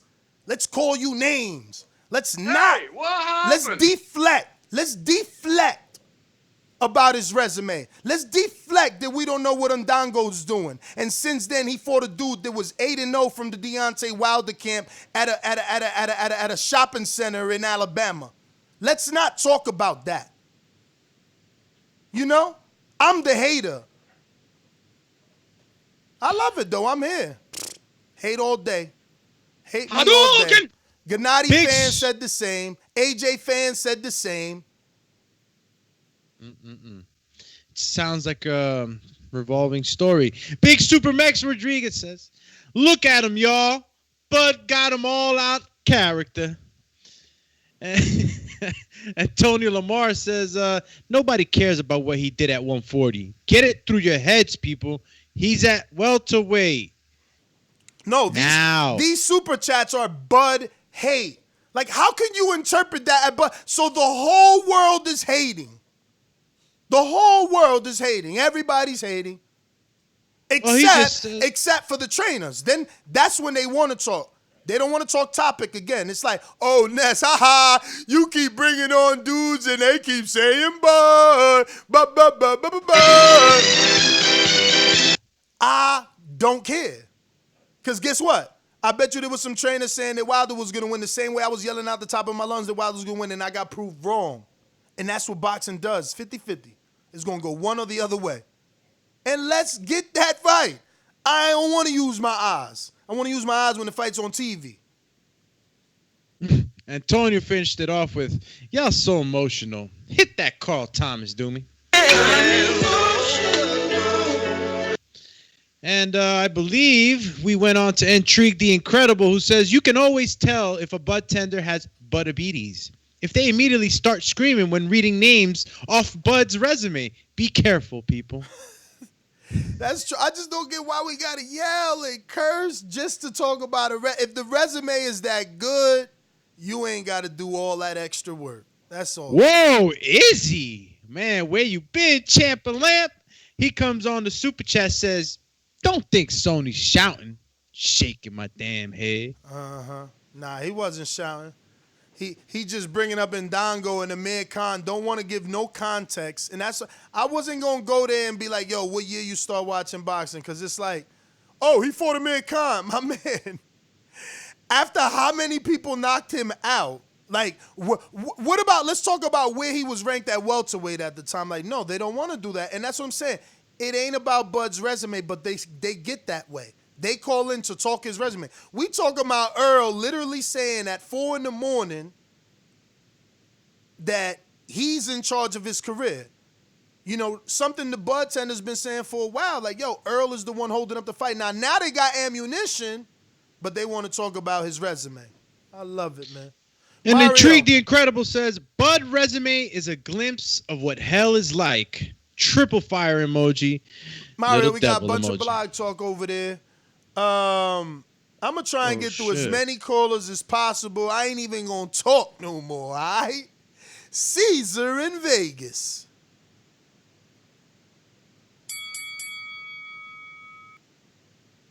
Just listening, going once, twice. Did we go to Mr. PBC? We did, right? We did. We did? Yes, we did. Okay. Evan, go. All right, TBV. What's going on, TBV? Man, the only fight I would actually discredit Bud on was Benavidez, because he was on a pogo stick, one leg the whole time. We can't forget he beat Khan. He's the only boxer to ever win a fight with a punch to the thigh. But in all seriousness, this is just going to be a repeat. I'm being negative. This is going to be a repeat of Wilder and AJ. Two fighters were all begging to fight. One guy saying, "Oh, we'll shut you out. We'll just fight the top 5 over here." The other guy finds his golden ticket, and then they both lose or some bullshit happens, and then it's just not the same. So I don't really care whose fault it is. We need to put pressure on them to make it happen. Pacquiao's just chilling over there with that other belt. See, the thing is, I'm not saying Bud has a bad resume. Spence's is just a hell of a lot better at 47. So that it's not that Bud is wrong or bad. It's they're just playing this little game, and then it's eventually the fight's gonna lose what it is. That the Fury or fucking my bad. Wilder and AJ is never gonna be the same now that they got a draw, a loss, a loss. So each got a knockout, one's got a draw, and then there's a whole nother dude in the equation. I'm just saying they better not let that happen. I mean, that's just, please don't let that happen. I don't care whose fault it is. It's both their faults if that happened. There's that. That's all. Juan in the BX. 10 seconds. Yo, what's good, fellas? Yo, all I hear is a whole bunch of screaming. I be thinking yeah, what's up, bro? All I hear is a whole bunch of screaming. I'm thinking my phone speakers is messed up and shit. My headset. I'm about to go back to Bose and tell him what's good with my jump off. $250 for something that I'm holding here. Then I noticed it was Stonebone and I don't know who else was wilding out. So I guess y'all gonna have to change the topic and stuff and stop talking so much about what's his name, Crawford, because y'all about to kill some of these dudes, bro. You got them pumping all sorts of air into their body because they can't even breathe. Some dude was running, jogging. I don't know what the heck he was doing. But I hear him talking to Ness. Ness, I'm like, damn, what's up with this dude? I don't know, man, but this butt talk still is a little entertaining. Y'all heard it, right? I thought it was just me bugging, bro. He was out of breath. Like, homeboy was dying. Like, I thought he was running up. I don't know. Yo, for real. That's why I called, though. It's a good show, though. I like the entertainment and shit. Fun. Good luck. All right, bless, brother. Yes. New caller, Mario. With those new callers, please help out. Put the state 507 is where? 507? 570. 570. I'll tell you right now. Did he leave? He left again. That area code is in Pennsylvania. Pennsylvania. First time caller. Ladies and gentlemen, making his professional debut. Yo. Yeah, who's this? Yo, what's good? Hey, Ness, I was listening, man. Hey, I heard you say something earlier about basically feeling bad. Don't feel bad for none of them. At the end of the day, these dudes be talking about what Crawford did at 140, and the reason why old boy be so I don't really give up about that. But the reason why they so mad because they know, like, okay, Spence ain't never been at 140. Spence always been at 147. Spence, that what's called that you said the topic of the day was the way you wrote it out. Man, Spence is making the point, like, you know what I mean? Like I'm the king here. I'm doing what I want to do. Like, Crawford came up here for nobody. We all talk about what boxing is, what boxing was too. Boxing, the best fought the best. Yeah, I get that. But even if they didn't fight the best, they fought some of the good competition. Like, come on, man. Like, Crawford talk about hand picking. They can't even get on Danny for nothing. Let's be for real about it. They can't get on Danny or nobody else. And what Crawford doing, man, it's clown. And calling somebody out don't mean you really want to fight. So all that, like, I want to fight him. I want to, like, call him out. And, like, if you're a big dog, like Spence is, if you're a big dog, when you call him out, you'll try to make it happen some way, somehow. And no, just sending one off out there and then leaving it alone. Like, these men, like, and these bud dudes, they know the truth. That's why they acting the way they act. Well, I always listen to on you, Ness, and Ness, you do get a lot of bad acts on what people feel about Crawford. Like, I ain't no Crawford hater. I just don't like what he's doing in the boxing. Now, he ain't 140 don't mean nothing when you at 147. What are you gonna say if he goes to 154? You know what I mean? I hear you, champ. I hear you.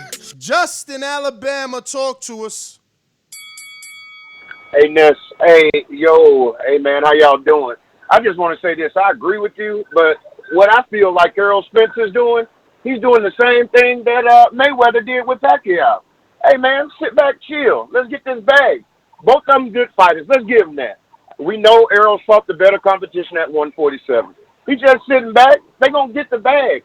And these guys get so emotional. They act like they in bed with Bud or something. It ain't that serious, fellas. But I appreciate y'all time. I'm listening to y'all over in Alabama, man. Y'all be cool. All right, Bruce in the shy. Man, can y'all hear me? Yes, sir. All right. So when y'all say fight, for the better competition at 47, that has to come with a caveat because he's only been at that weight. And if we're speaking facts over feelings, Danny Garcia at 47 ain't really done much either. His big fights he lost, and everybody else he beat, but they was like has-beens and nobody. But you see what What's you're up? doing? You saying Danny hasn't done nothing, even though you say you want the best to fight the best. So Danny fights the best and loses. No, listen, okay. Yeah, Danny fights I the got best you. and loses. You saying he ain't done nothing. No, you need to say he's attempted to be the best and win against the best, but hasn't. Because here he is again trying to fight the best. So just because you don't lose, Right, and you don't get credit okay. now? That's crazy. No, I can respect that. I can respect that point of view. You know what I mean? I'm just talking about when it comes to. I mean, you're right. You're right in that regard. I'll give you that. But I think that Danny's in a better position than Bud is as far as politics go.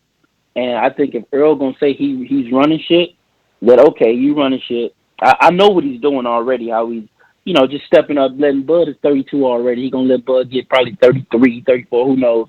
Earl just collecting his bread right now. But I think that if you running shit, you need to go ahead and fight Bud.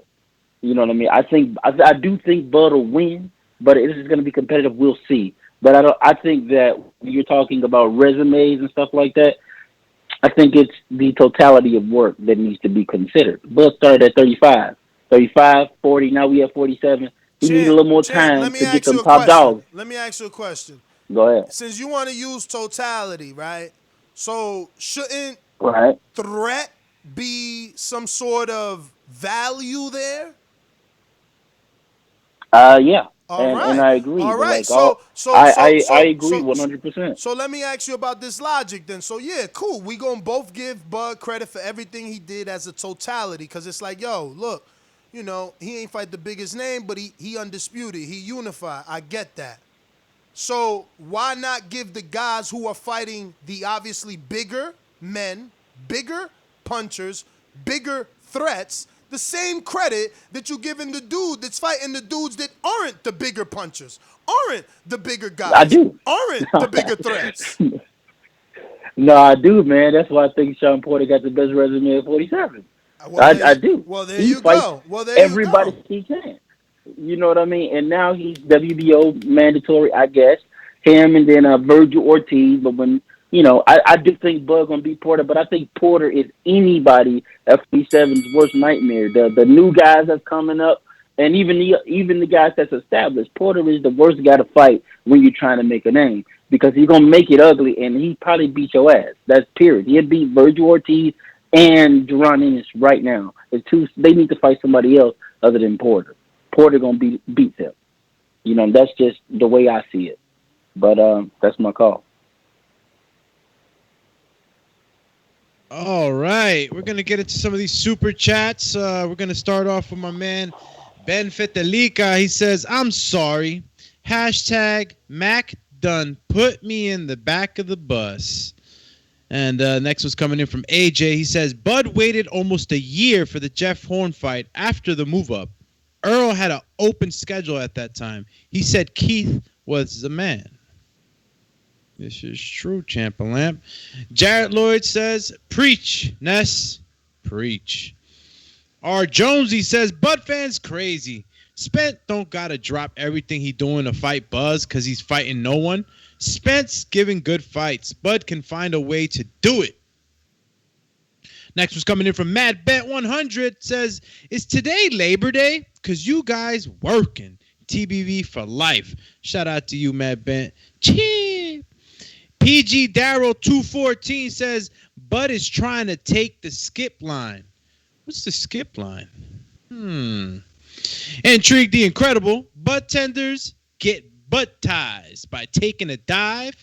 Snorkel emoji through the trash. Trash emoji. 5 emoji laughing my ass off.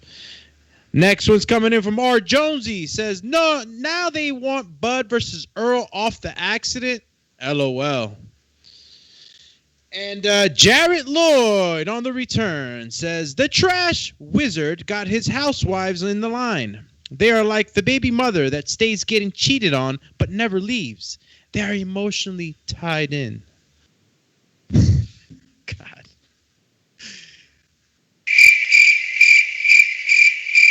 Two more. All right, we got two more that came in on the clutch. Facts check. Shout out to Facts Check. Says, CYP, run it back, bro. This for you. And we got the next one coming in from Matt Ben 100 again. Says, like G. Davis, period. Let the black man get his money. Yo.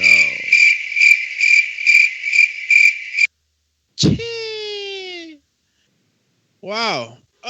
Do we already hit everybody on Block Talk? No, but I'm staring at a stale hash brown right now. There is no one new on Block Talk, but we got Davidian in Niagara Falls. Davidian. Yo. Hey, what's good, Ness? What up? What's good, Doomy? Mario.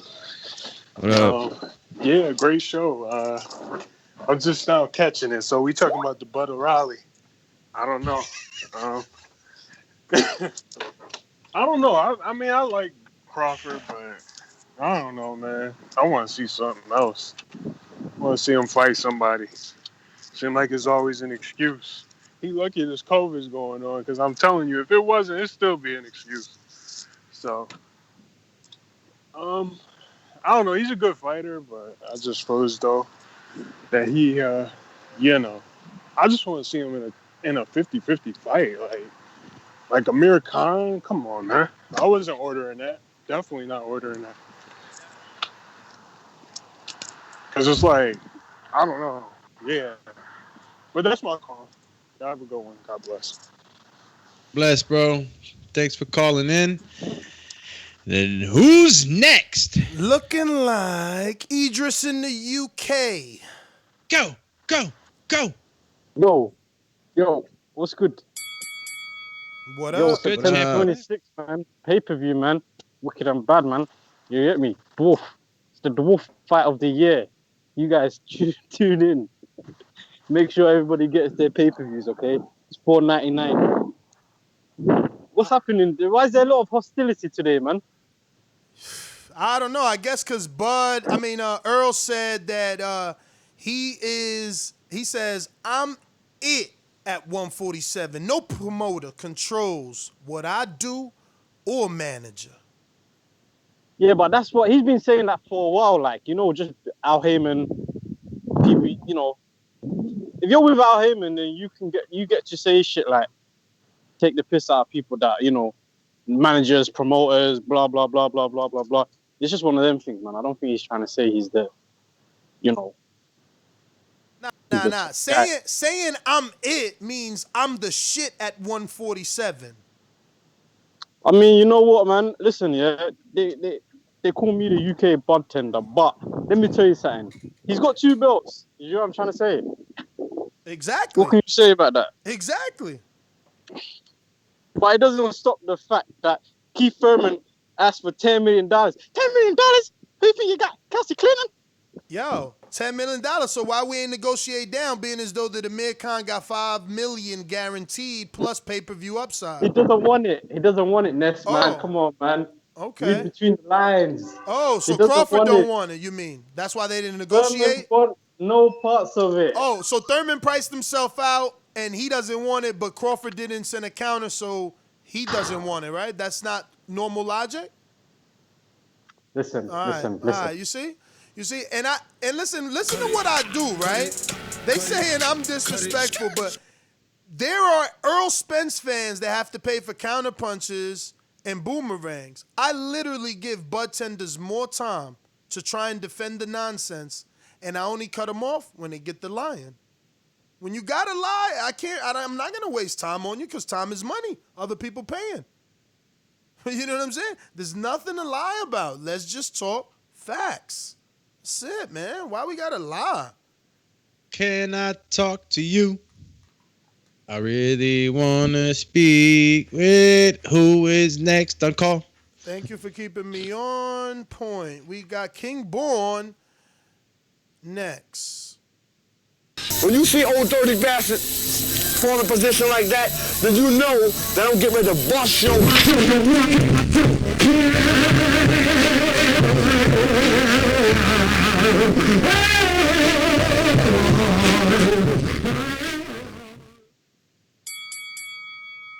You hear me? You hear me? Yep. Yeah.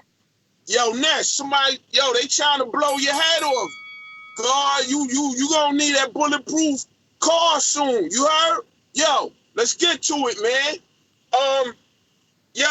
Ruiz, Areola, that's Burger King versus McDonald's. They gonna have a fight in a Burger King McDonald's. You heard? Hey, Ruiz is gonna sleep Areola with when you at you at the counter and you trying to get your soda. You gonna sleep him with the reaching for the soda style. You reaching for the soda, you almost hit somebody in their jaw. He gonna sleep him like that. It's coming.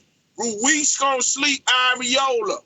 Mexico versus Mexico. That's what all them Mexican cats wanted. Heavyweight too. Wow. But it's gonna be interesting. Next, like I said, man, you gonna have to fireproof your car. Like Prodigy said, you gotta wear the vest. They trying to take your head off today. Don't really care. Been here for 10 years, champ. N.O., talk to us. Ladies and gentlemen, I'd like to introduce to you a young fella, and he comes from the Magnolia. Whoa. What's poppin', Ness? Chillin'. See, bro, man, every time we talk about this subject, bro, on a back call, on the show, it's gonna go left, man. Shit gonna go left, you hear me? That's just what it is, like, so you gotta already know that. Well, I'm pretty sure you know that when y'all think about what y'all gonna put on the airwaves, how this shit gonna turn out. So it's like you gotta put the war paint under your eye and be ready for battle. You understand what I'm saying, bro? Because it's an everyday struggle, you dig? That have a conversation and try to give your opinion, and then you got the other side, bro. It's just whatever you come with, dog, it's gonna go left. Ain't nowhere around. We just gotta see the fight, man. It ain't no agree to disagree. Ain't no cutting down the middle. That's just what it is. I mean, that's gonna be show after show and bad call after bad call, dog. You know what I'm saying? I'm a soldier, bro. And no, you've been around a while. Do you remember it being this bad? You understand? No. This bad. Not even with Pacquiao. Exactly. And you know why? You want to know what's the key element? Both they resumes is legendary. So we can't say, oh, look at it. You can tell he ducking. No. It always had to be about money and pushed onto the promoters, And then it's like, I don't want to get tattoos. Now we starting to see who ain't want to fight.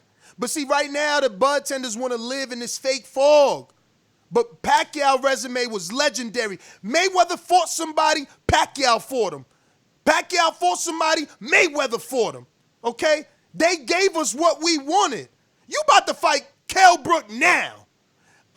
Let me not even get upset. Let me go double check how many years from when Pacquiao beat up Cotto first to Mayweather fighting him. And again, even Mayweather did, and Mayweather gave you the blueprint, and I told the team, Bud, fight Brook at 54 like Mayweather fought Cotto at 54. What did Mayweather do all throughout the press conference? I ain't sucking him down. I'm fighting the real Cotto. I'm respecting him. I'm fighting the real Cotto. No. No, you want to fight a dude ain't been at welterweight in 3 years, but you want me to shut up. I'm a hater because I'm telling my listeners who come to find out about boxing that Kell Brook ain't fought at welterweight in 3 years. I'm a hater for telling the truth. Come on, y'all. That's not fair. That's not fair. I'm a hater for telling you in the history that Mayweather seen it exactly the same, laughed at Pacquiao and said, no, I'll fight you at 54 where you comfortable. I'm not going to drain you to 44. I'm a hater for bringing that up. I'm a hater. All right, well, fuck it then. I'm a hater then. Fuck it.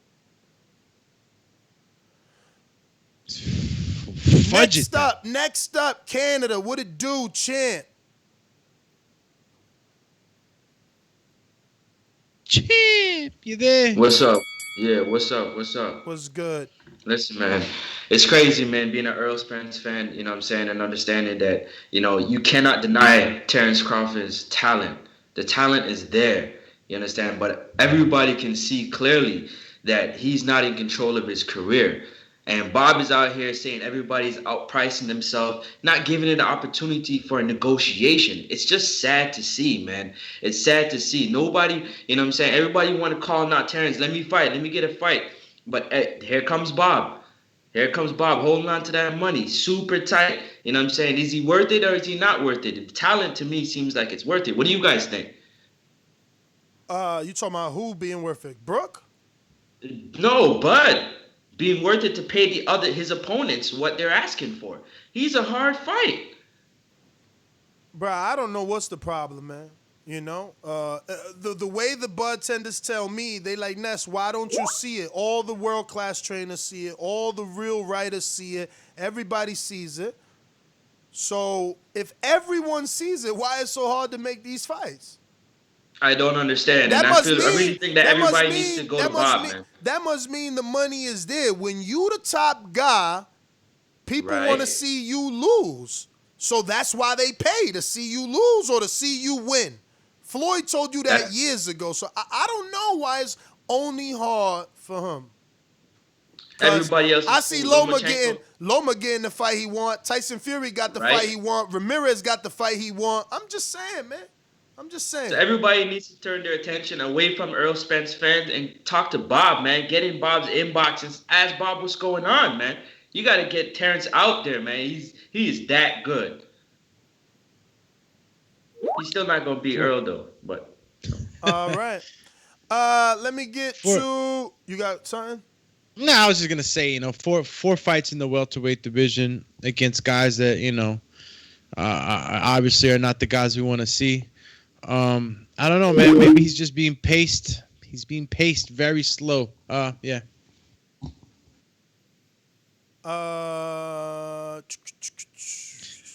Call you Everett 1, Everett 2, Everett 5. We got Intrigue Incredible in Atlanta. What up? I said this bitch on fire hotter than a throwaway. I need my money now. No extra days. Your time's up, coons ready. Ain't no other way. It ain't no other way. That's all I got. I say what I mean, do what I say. I pray my chopper bullets don't spray. If you cross, you better look both ways. That one go in. Hey man, I ain't laughed this hard in so long, man. Yo, bruh. I promise you, I thought Doomy had my Errol Spence laughing. Why you sound just like Earl laughing? Like, look, don't even laugh no more. I'm gonna play my laugh. Oh snap, bruh.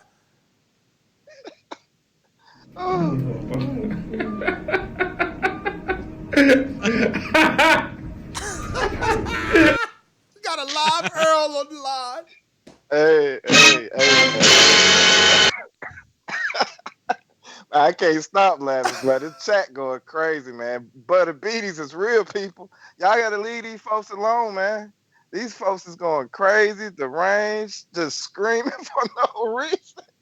Man, they taking this thing way too serious, but it's gonna be okay, man. I'm gonna open up some clinics and we're gonna cure this Butter Beaties. We're gonna rig this from the sport because it's bad for boxing, man. It's really bad. That's all I wanted to say, man. Keep doing what y'all doing, man.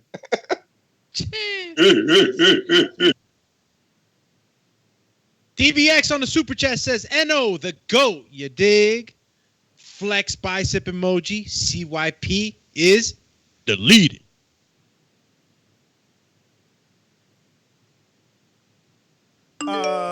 Well, we got. What do you got for me? Clark.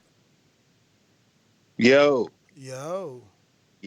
I just want to say, real quick, Ness. I'm online, right? I ain't never seen a black fighter get a pass like this in boxing. I've never seen this before.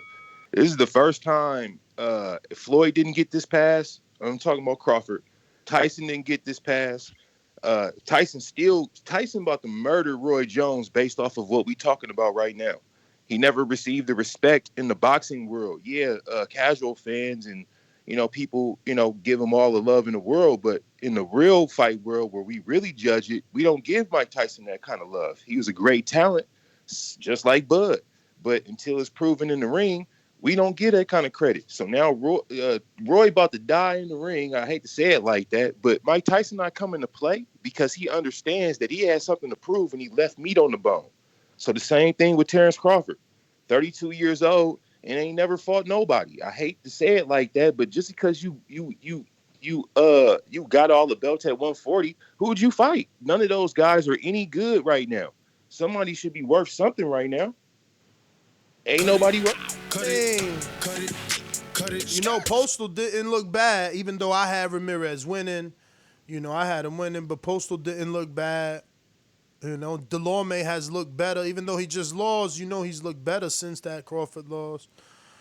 Look, man, again, it shouldn't have been about resume. That's all they make it about, man. It should have been about the tweet and, kind of Earl, I don't know, telling him how he feel or showing us that he's doing what he wants, not what we want him to do. We got another one. Boxing expert comes in and says, "Ness, I love when you beats these fans down. 3 laughing emojis. You the GOAT. 4 emojis of a cabra." Brandon, Cincinnati. Been missing you, man. Oh, he just listening. Let's go, champ. You feel me? Oh, you just listening, champ? Oh! Boomerangs with an S. J-Mac. Boomerang. Mac Yo, I'm not getting on here defending what you do. Anybody that listen know that you switch your narratives up. You change your argument up. That's why you get called out on it. One argument for Canelo when he fought James Kirkland off that layoff, you weren't on here purring it out like you pouring out certain things. So you switch your narrative up daily. That's why you get called a hater. Like I said earlier, I'm tired of going back and forth. Butter beaties, clowns sitting up there cracking jokes. Boxing is a fickle sport anyway. Fans switch tune, they pick fighters, and they cheer for this guy. I'm rolling with Bud. None of you niggas knock me off my 10 toes. I'm standing down on it. We will see the fight. Like I said, my fighter was undisputed at, unified at 140. Errol got to get unified. In order to get unified, he got to get a WBO belt from Bud. Until that happen, I'll stay right here on my Bud side or Bud Beaties or whatever you niggas talking about. That's my call. Yeah, there you go, man. But you meant to be undisputed because he's already unified. You know what I mean? Mark Blake, super chat, says, "Great interview. Keep up the great work." Shout out to you, Mark. We appreciate that. And next one's coming in from... Is it Mark in Netherlands? Is he? I believe not, because it says USD. I don't know. All right. Well, yeah, only Mark Blake. We can move on to the next caller. We have Boomerang. Boomerang. Sony Boomerang.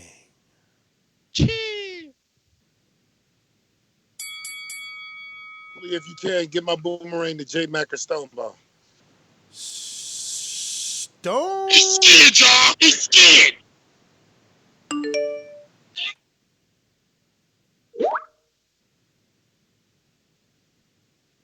just telling the truth. So he was feeling himself. He was out kicking it. Came home to a beautiful house, beautiful family, beautiful life, and he said, "Yeah, man, I'm the guy." And he posted it. I'm not mad at him for telling the truth, but he's telling you the truth that he's the one that can decide when he want to fight Bud. So I'm I'm not all super emotional. I'm not. I know I fit into the Bud Tender category, but I hold myself at a different standard. I ain't gonna get on here yelling at people and wasting my time trying to go out of bounds because it does nothing for the purpose because it's sitting there in your face. He's saying, when I want to fight Bud, I'm gonna fight him.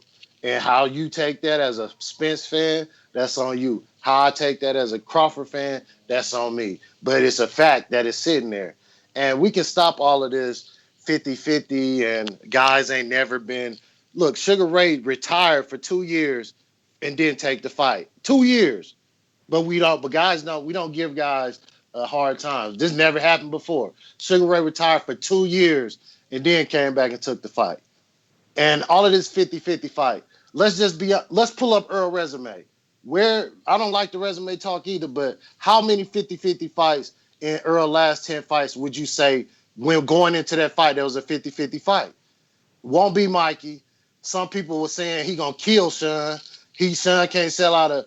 But I said that was a closer fight, and they called me a Errol Spence hater for saying that that's a close fight with Sean Porter. The Lamont Peterson not a close fight. Maybe Kell Brook you would have considered a 50-50 fight, but a lot of people felt like after the Golovkin fight, Earl was the favorite. So go through the list and tell me what was the 50-50 fight. It wasn't Little Mikey. So we can say that was a big name. It's not going to be Danny Garcia's not a 50-50 fight. Wreck or not. Earl is still a 60-40 favorite. Danny has a puncher's chance. Cut it. Gave you two boomerangs there because your own and someone else gave you one. But this is what I'm saying. Like, even if Crawford and Earl fight, who's to say that's 50-50? Nah, it's more like Danny and Spence is like 49-51. Fury and Wilder fought, and that wasn't 50-50. There was a favorite and there was an underdog, and there will always be. So that's not a nitpick, but that's why he's still my caller of the year. And you see, because he stuck to the topic. And that's what I'm saying. If you read the tweet, there's nothing to argue with me about. But people, they make it about me. 704 gifted his boomerang to King Born.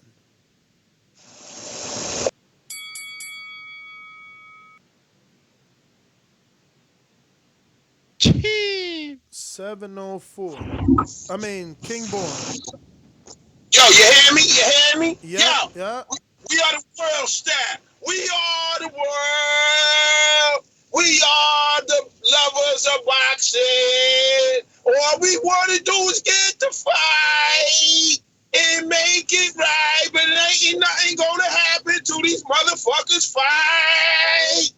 Sing along, people. We are the world. Ain't nothing going to happen till the fight happen. ODB style. Peace, y'all. Let's go, champ. All right.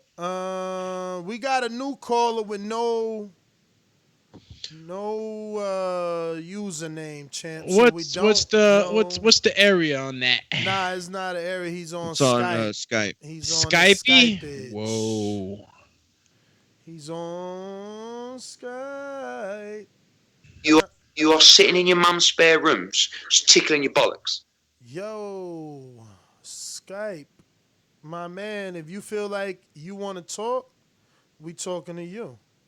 Come forth. If you feel like, yo, I just hopped on, I'm trying to talk. That was you. We talking about you. All right, we're going to take it like you don't want to talk. We're going to Brandon in Cincinnati. Yo, Ness, can you hear me? Yes. Yeah, man, I've refrained from calling in on these topics because this topic seems to bring the casual fans out. Mm-hmm. And that's the thing I hate doing. I hate arguing and debating with casual fans. because I found myself getting a headache because they just don't know as much about boxing as me. So all I'm gonna say is this: when the big fights do happen, don't be frugal with your wallets. Play some bets. That go for you too, Ness. You know, I mean, you play some ain't bets. you ain't never gonna give me the odds that the bookies do, so that's irrelevant to me. I make That's all I'm gonna bets. say. I make bets. We That's do a all. betting show every Friday. I don't know about you and your bets. That's all I'm gonna say. Jared Lloyd, Intrigue, all the ones sending super chats with the jokes. When the fights get made, spend some money with me, man. Cause I got a feeling I'm gonna be a very rich young man when these fights do get made. But that's my call. Y'all ain't gonna get that energy from me. I But hear yeah, you. y'all have a go. And Carlitos, I'm coming for that bread, bruh. I'm 2-0 this week. I'm coming for that money. So you on your throne right now, but yeah, that money coming back to the America. So yeah, so I All right. need that. But y'all have a go. All right. Coming to America. No, you get a gifted boomerang from Training Bay.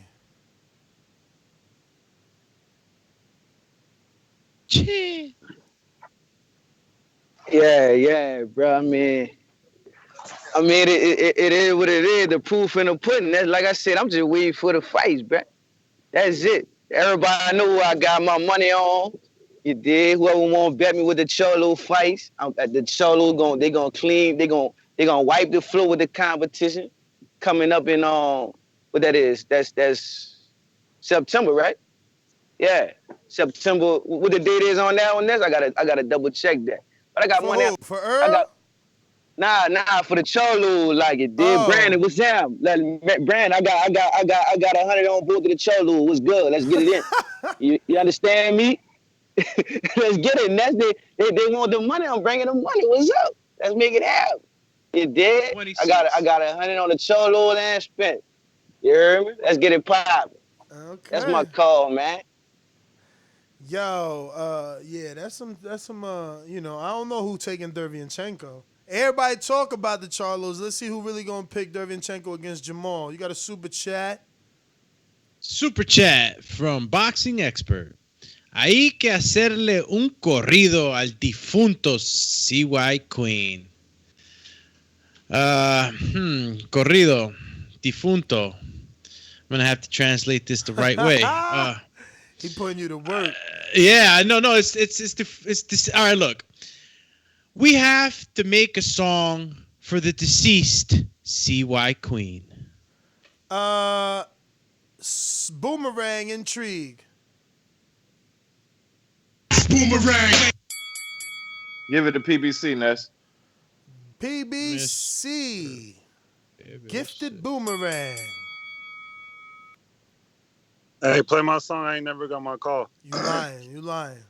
I ain't never lie. You Because lying. you owe me my shirt. Mr. PBC, baby. BoxingWords.com. I'm the flyest. Canelo talking about he believe he can win. Go to my kitchen. Get the sharpest knife. And cut the bullshit out. I don't care what you do good. I do every fucking thing great. Mr. PBC, baby. Hey, do me play that best part of waking up. Well, here we go. The best part of waking up. Is TBV in your cup? Hey man, shout out to you, champ. You That's got a what's up. better voice than anyone else of the hosts.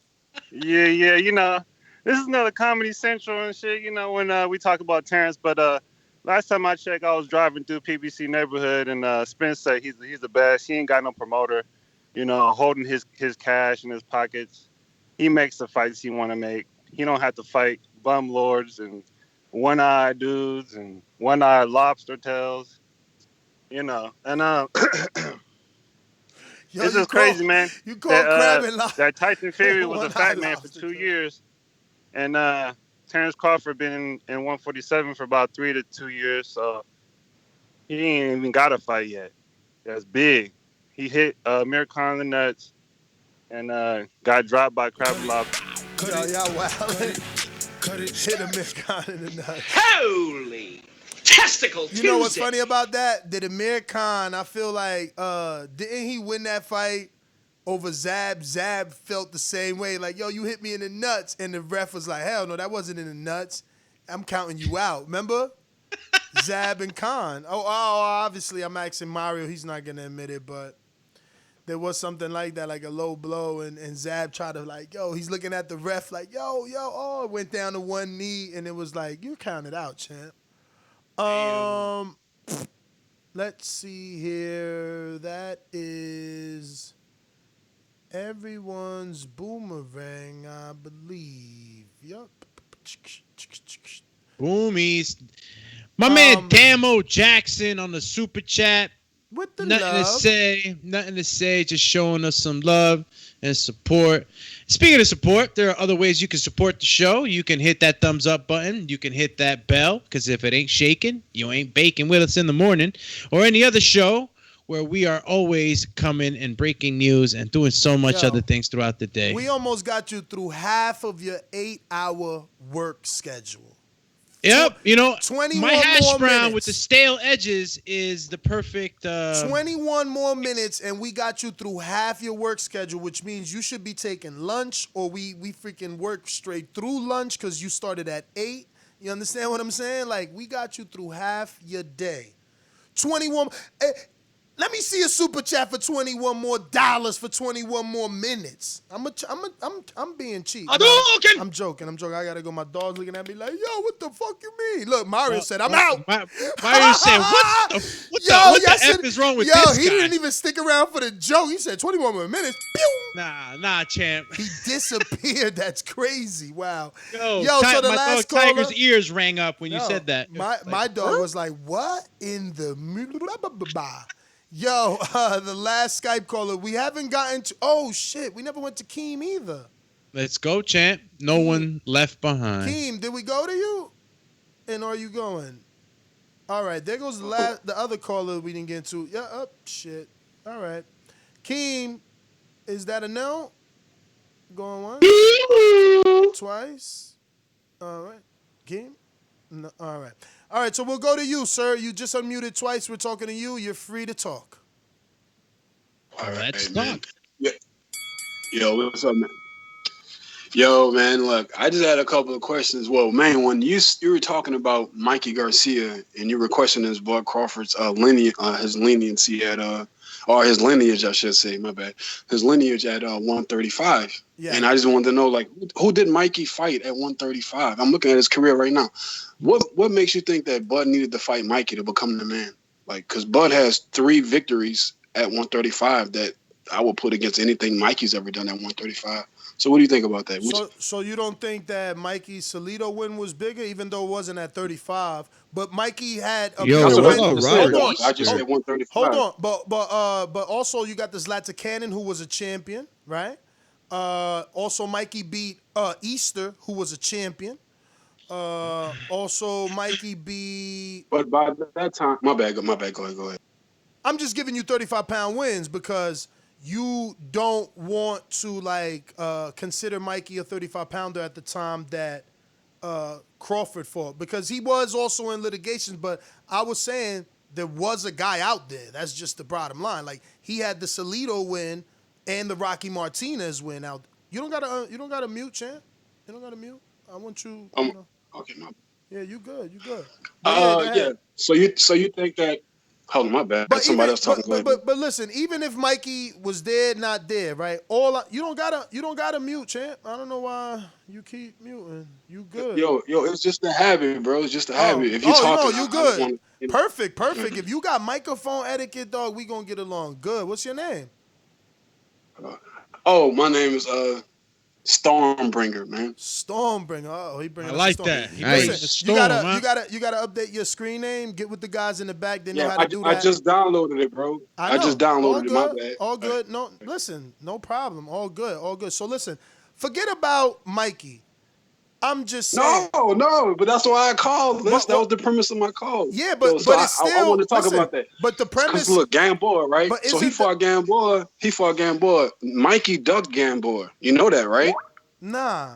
Nah. Listen, remember that Gamboa was with Top Rank plus 2 Cuban promotions. So Gamboa was supposed to get a pay-per-view fight with Brandon Rios. Pulled out of it then, right? Rios eventually fought Abril, and Gamboa went into litigation, got out of his contracts, and got signed to SMS. So you tell me when he could have ducked Mikey. Mikey could have fought Gamboa. Mikey also. My point was this: the 3 victories that I said that Bud had, right? I said those were. I will put those up against Mikey's, right? Think about it. Against Mikey's 3 at 35 or Mikey's 3 at 26?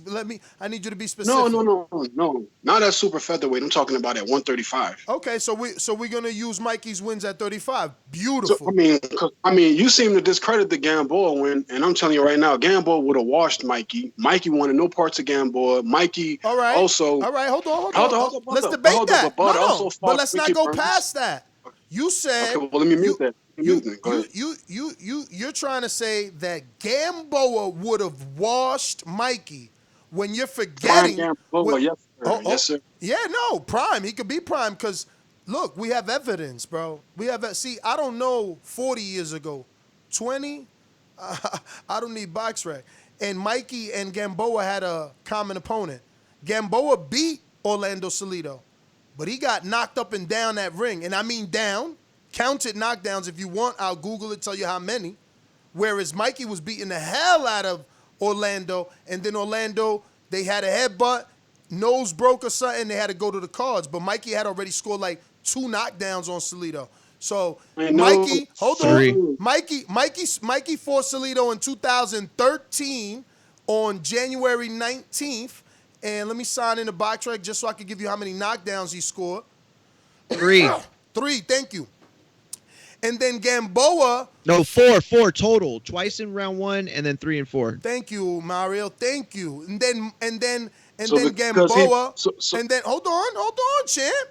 Gamboa fought him first in 2010. Okay, so he had him 3 years earlier, and look what happened to Gamboa, right? So when Gamboa fought him, Gamboa down once in the 8th round, was also deducted 2 points in the 12th round. And Salido was down in the 12th round. So that sounded like a back and forth fight, whereas the other fight was a wash. But go ahead, what's your next point? Help me. No. Well, that wasn't your point. What you're saying is that he beat Gamboa. What you're saying is that Gamboa didn't win as convincing as Mikey. My whole point is this. The 3 victories and at the time right there. No, not sir. to mention. No, sir. My point I was making is that you said Gamboa of Prime would wash Mikey, and I gave you Gamboa of Prime versus a common Mikey opponent, and it don't look like what you said is true. That's all I'm showing. You said it don't look like what I said is true. Mikey, like I don't have the box rec in front of me. What do you need? I'll help you. I got it in front of me. Hold up. But what I distinctly remember Mikey saying that first of all that Bud Crawford was just too much. He conceded that Bud was better than him. He's done that on several occasions. Okay. At lightweight, you said that Bud Crawford wasn't a lineal because he didn't beat Mikey, but Mikey didn't want to fight. When has there ever been that Mikey? Do you have any documentation or any type of video or anything that you could reference to that says that Mikey Garcia ever wanted to fight Bud Crawford? Because I have videos that I can post. No. Listen, you don't. But brainstorm, right? How could he possibly prove that? Could he possibly? Listen. You're gonna hold that against him? No, I'm not. Hold on. I'm gonna admit that I'm wrong. Listen, I'm trying to admit that I'm wrong, and say that you are right. Mikey wasn't there. I can't hold Bud to fighting Mikey. Okay, I'm admitting I was wrong. I'm still saying I'm not impressed with the 3 wins at 35 to call the man Lineal. Listen, he didn't say that they're not impressive wins. He said they're not impressive enough to be considered lineal. No. And I don't know a human in the world that would make that argument. Listen, Gamboa has, at the time of Crawford fight, maybe 8 knockdowns already on his resume. Beltran at the time of Crawford fight. If anything, that proves that he's willing to get up, and that he'll get up and he can still pull out the victory, whether he's fighting someone. and may have more Absolutely. punching power or someone who caught him with a good shot. Listen, Right? We fall down absolutely. and we get up. Absolutely, So we for could look that, at you it can't. that way. We could look at it that way, or we could absolutely look at it like he has a vulnerable chin. Okay. All Well, he right. seemed to do very, very well with that vulnerable chin. He seemed to have won championships with that vulnerable chin, right?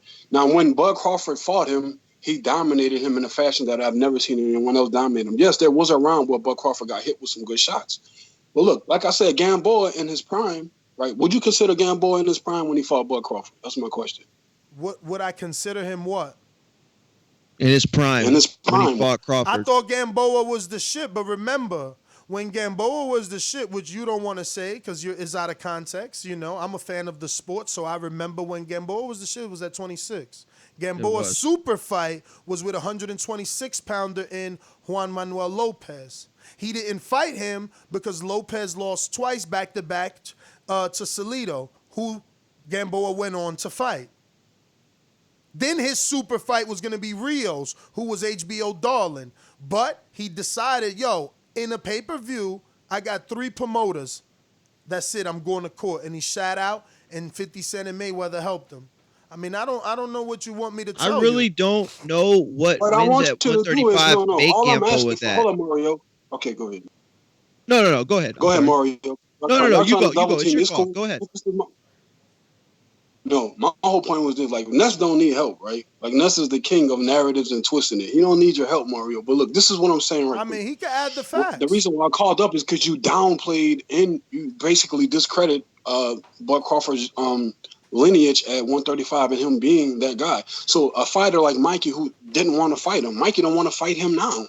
Mikey's has conceded in multiple videos and in interviews that Bud Crawford's pound for pound the best fighter in the world, and because of politics that some people will put Loma over him. He said that the week of his fight with Errol Spence, right? He also said that he don't want to fight Bud Crawford because he hates Bud Crawford's style, right? So let me ask you. So should I be I'm just talking ranking about Mikey? 135. Should I be ranking Crawford because Mikey said he feels he would lose? That's what you want me to do? No. What I want you to do is to realize that he wouldn't have. You claimed you discredited Bud Crawford at 135 because he didn't fight Mike. You said, well, how could he be lineal if he didn't beat Mike? Champ, this is what you said. Champ, stop chasing your tail. I already admitted that you were right? And conceded, remember? I moved on and told you, but I still don't think his 3 wins at 35 make him lineal. I gave you that. You won. Mikey wasn't there. Mikey didn't want to fight him. Whatever Mikey excuse you want, you won. I'm saying it now almost 5 times. I'm saying it now almost 5 times. It's not an excuse though. But this is the thing. You still seem like you're throwing dirt on it, but that's cool. You have every right. It's your show and it's your opinion. No, it's not my show. If it were my listen to me. If it were my show, you wouldn't be here this long, champ. You've gotten more time than anybody else because I'm dying for you to make a case. But what are you telling me that I have to think that Beltran is what? Hall of Famer? No. No, what I'm saying is his victories at 135. He earned his Beltran's.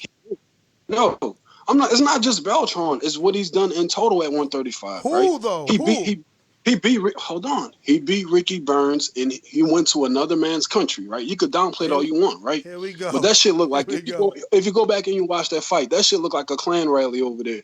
Like the only black people there were Bud Crawford and his camp. Look, hold on. First of all, hold on. First of all, now you're using the race narrative when you're forgetting that when AJ fights, all you see is white people. Chill, champ. What the fuck is wrong with this guy, man? Tell me you see black people when AJ fights or Dillian White fights. Come on, bruh. Come on. No, I'm telling you is the UK is is totally like different. that. No, it's not. I'm not playing a race card, but I'm not gonna downplay what happened. You just did. Hold up. No, I didn't. Okay, so let me didn't. ask you a question. Let me ask you a question. Since you're saying you don't It want was to downplay. put it like this. It was a more hostile environment when he went over there and fought Ricky Burns than when Errol Spence went over there and fought Kell Brook. Okay, I'll give you that. Again, I'm talking about the hostile environment. So if you want to discard the race, that's fine. Listen to me. Again, I'm conceding. I'm gonna, for argument's sake, agree that it was super hostile for Crawford when he went to the Ricky Burns fight. Now, I need you to give the listeners context. When Ricky Burns and Crawford fought, was Ricky Burns considered the number one in that division, or was he ducking Broner for 2 consecutive divisions? At that time, I believe, yeah. I mean, nobody would put him over Broner, especially at that time. All right, but then. for that, Why you propping up? Why are you propping up a mediocre? Hold on. Okay, why are you propping up a mediocre win over a dude that was ducking the number one in the division who wanted to unify? He wanted to unify, but he's ducking him. But you want to prop it up. This isn't about age. I'm not going to discredit what Bud Crawford did and who he defeated. I never said Ricky Burns was a world beater. See, that's what you're trying to do. You're trying to stretch it to some other shit that I'm not saying. I'm not. All I want to talk about was him at 135 and the fact that he earned his lineage. He earned the lineal championship. It's not his fault that you claimed that because he didn't fight Mikey, you said, how could he be lineal? Okay, so if he never fought Mikey. So Mikey, hold up. Mikey never wanted to fight Bud Crawford. And it's documented him saying that he don't like Bud Crawford's style. You chasing your tail again, right? I'm not. No, that's what I called for. It was that's just what about you're that. saying. So you conceded that we're good. We good. I appreciate you conceding. But we don't agree that he deserved lineal at 35.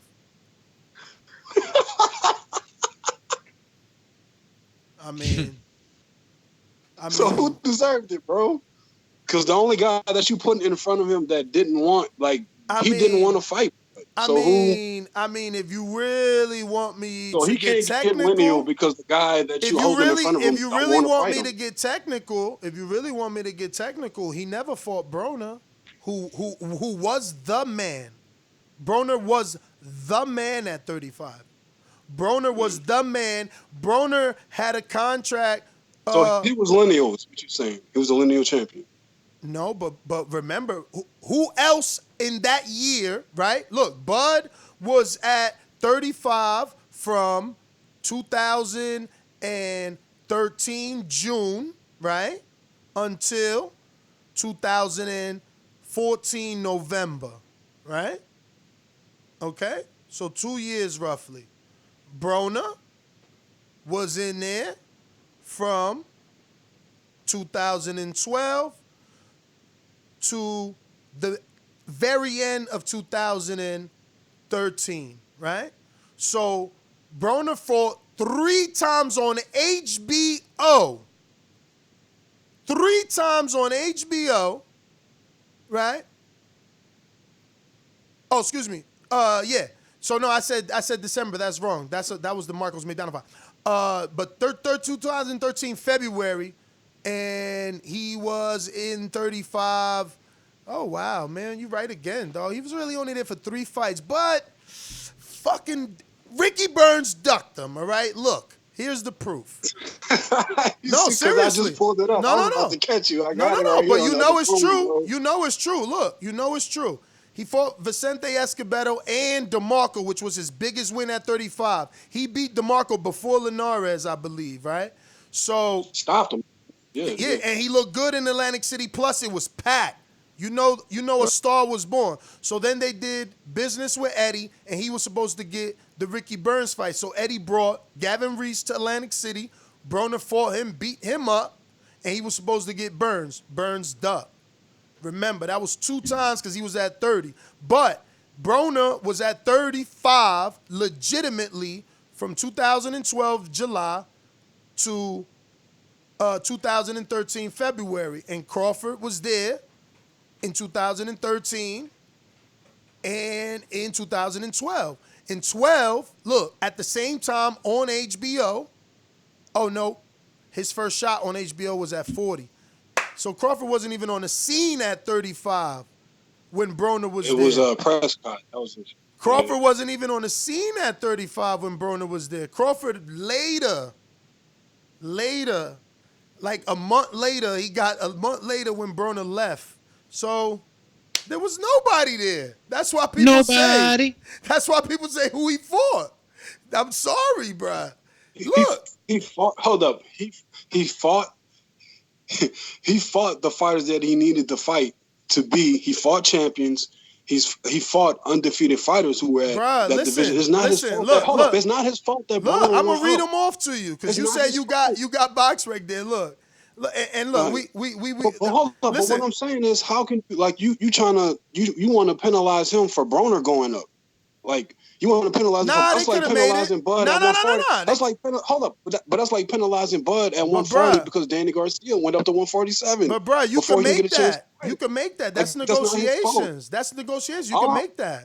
That's what I nothing. called for, bro, what I contacted you was for, bro, is it like the way you discredit him at 135 and discredited the fact that he was a linear champion. You were trying to say that he wasn't because of who he fought. But what I'm saying is like you can't. It's not his fault. And you said it's because of Mikey. He didn't fight Mikey, and Mikey was the man there supposedly. Well, my whole point to you is that Mikey never wanted to fight Bud Crawford. Never. He still don't to this very day. 3 weight classes later, he still don't want to fight him. Right? I hear you, He champ. fought. I hear So you, he man. fought. Right, but it's not his fault that Broner went up, and it's not his fault that Mike didn't want to fight him. To you is not his fault, and to you, you're okay.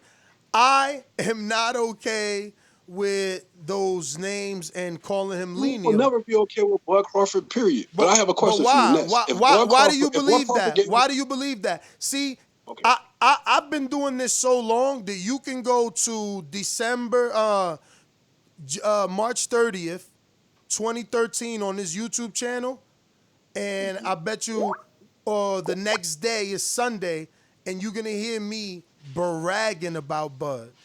And also, right, back when you had dreads, back when you had the dreadlocks. exactly. Right? So then, what's the problem? What's the problem? No, You I'm want to know asking what's you. the I'm problem? asking you what's the You want to know what's because the he's problem? done nothing. You want to know what's the No, the problem? problem is that if you liked him back then, and now he's done way more since then. He has way more achievements, and there seems to be a line of the street drawn when it's him, but compared to everyone else. So you're gonna penalize him for being. Hold up. You gotta let me finish my sentence, brother. So you're gonna penalize him for being ducked. You're gonna penalize him for fighters who weren't there when he got there. Right when he got his big chance that like when he fought Brett Prescott, he had to bet on himself, right, off a 1 week notice or some shit like that. So my whole point to you is that no matter what he does, it seems to be a problem. Now this month he becomes 33 years old, so I guess it's his fault because they were ducking him since he arrived at welterweight. So if that's the case, what the fuck, like. So What let it me is, ask you right? something. This So is let the me same ask you side of something. This is the same side of the street. This is the same side of the street that Errol Spence complained about not getting a fight for his whole career, right? Errol Spence went pro at what, 154, 160, right? He squeezed down to 147. And since he's been at 147, he's been at 147 99% of his career. Since he's been at 147, what's the most he's done? He's had he had one unification bout. Who's the guy he's about to fight right now? Danny Garcia. If he beats Danny Garcia coming off this car accident, then what? What you gonna say? That basically he's accomplished the same shit that Keith Thurman did, becoming a unified champion. But he did it. But when Keith Thurman did it, both of those guys were in their prime, and one of them was undefeated, and Danny Garcia, right? Then you're gonna sprinkle in a guy in fucking and Mikey Garcia, right? So you throw that victory in there for Errol Spence, which was nothing more than a glorified fucking sparring match, right? So that's basically his resume. So you got motherfuckers that been at 147 their whole career. And pretty much all of them, all they've done is what? Have one unification bout. And you go sit there and you go give them the benefit of the doubt and let them brag and play nanny boo boo. I'm on the other side of the street, which was drawn because of Bud Crawford. Meanwhile, right, Bud Crawford has accomplished more than they'll ever fucking accomplish.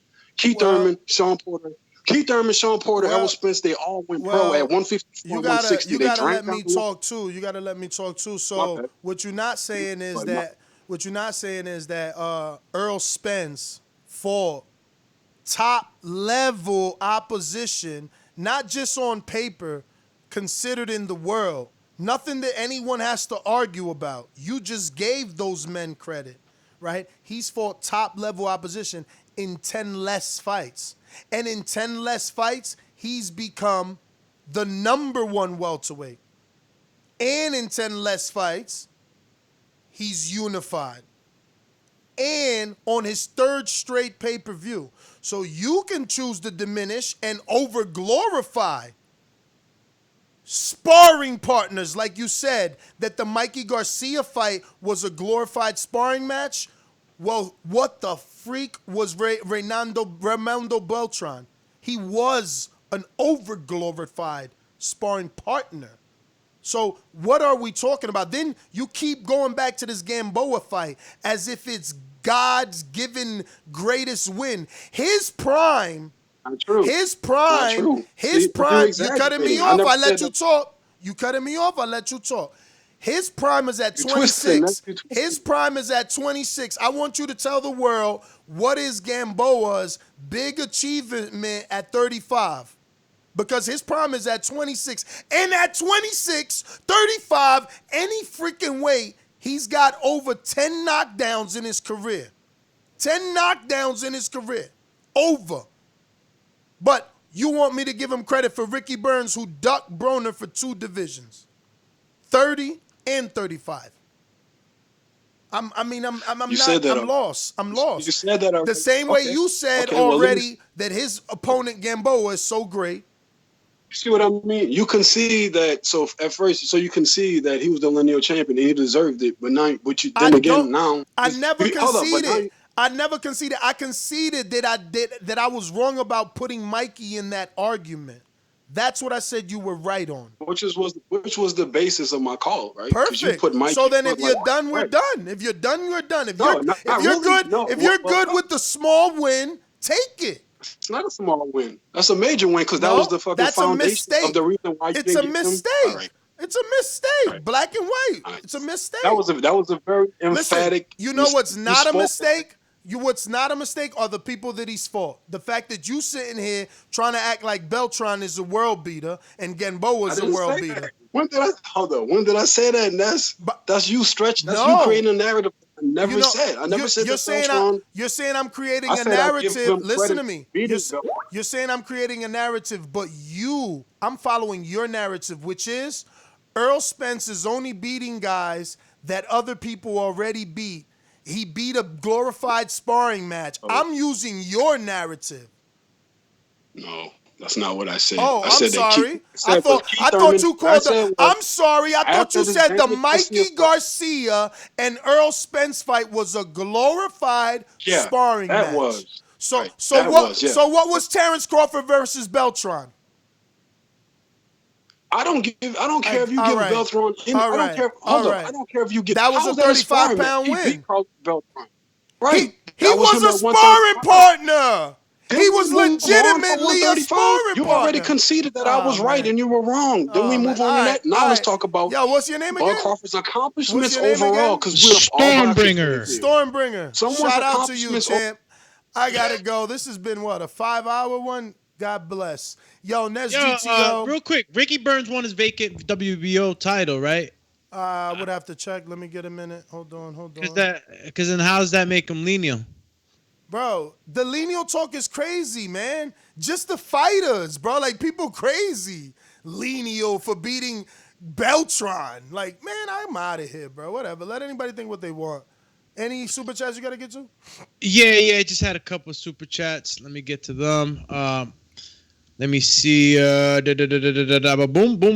Got him. All right. We're going to start off with Intrigue the Incredible says, this your brain on Bud, people. Frying pan with an egg emoji. Just say no. Butterbeaties is real.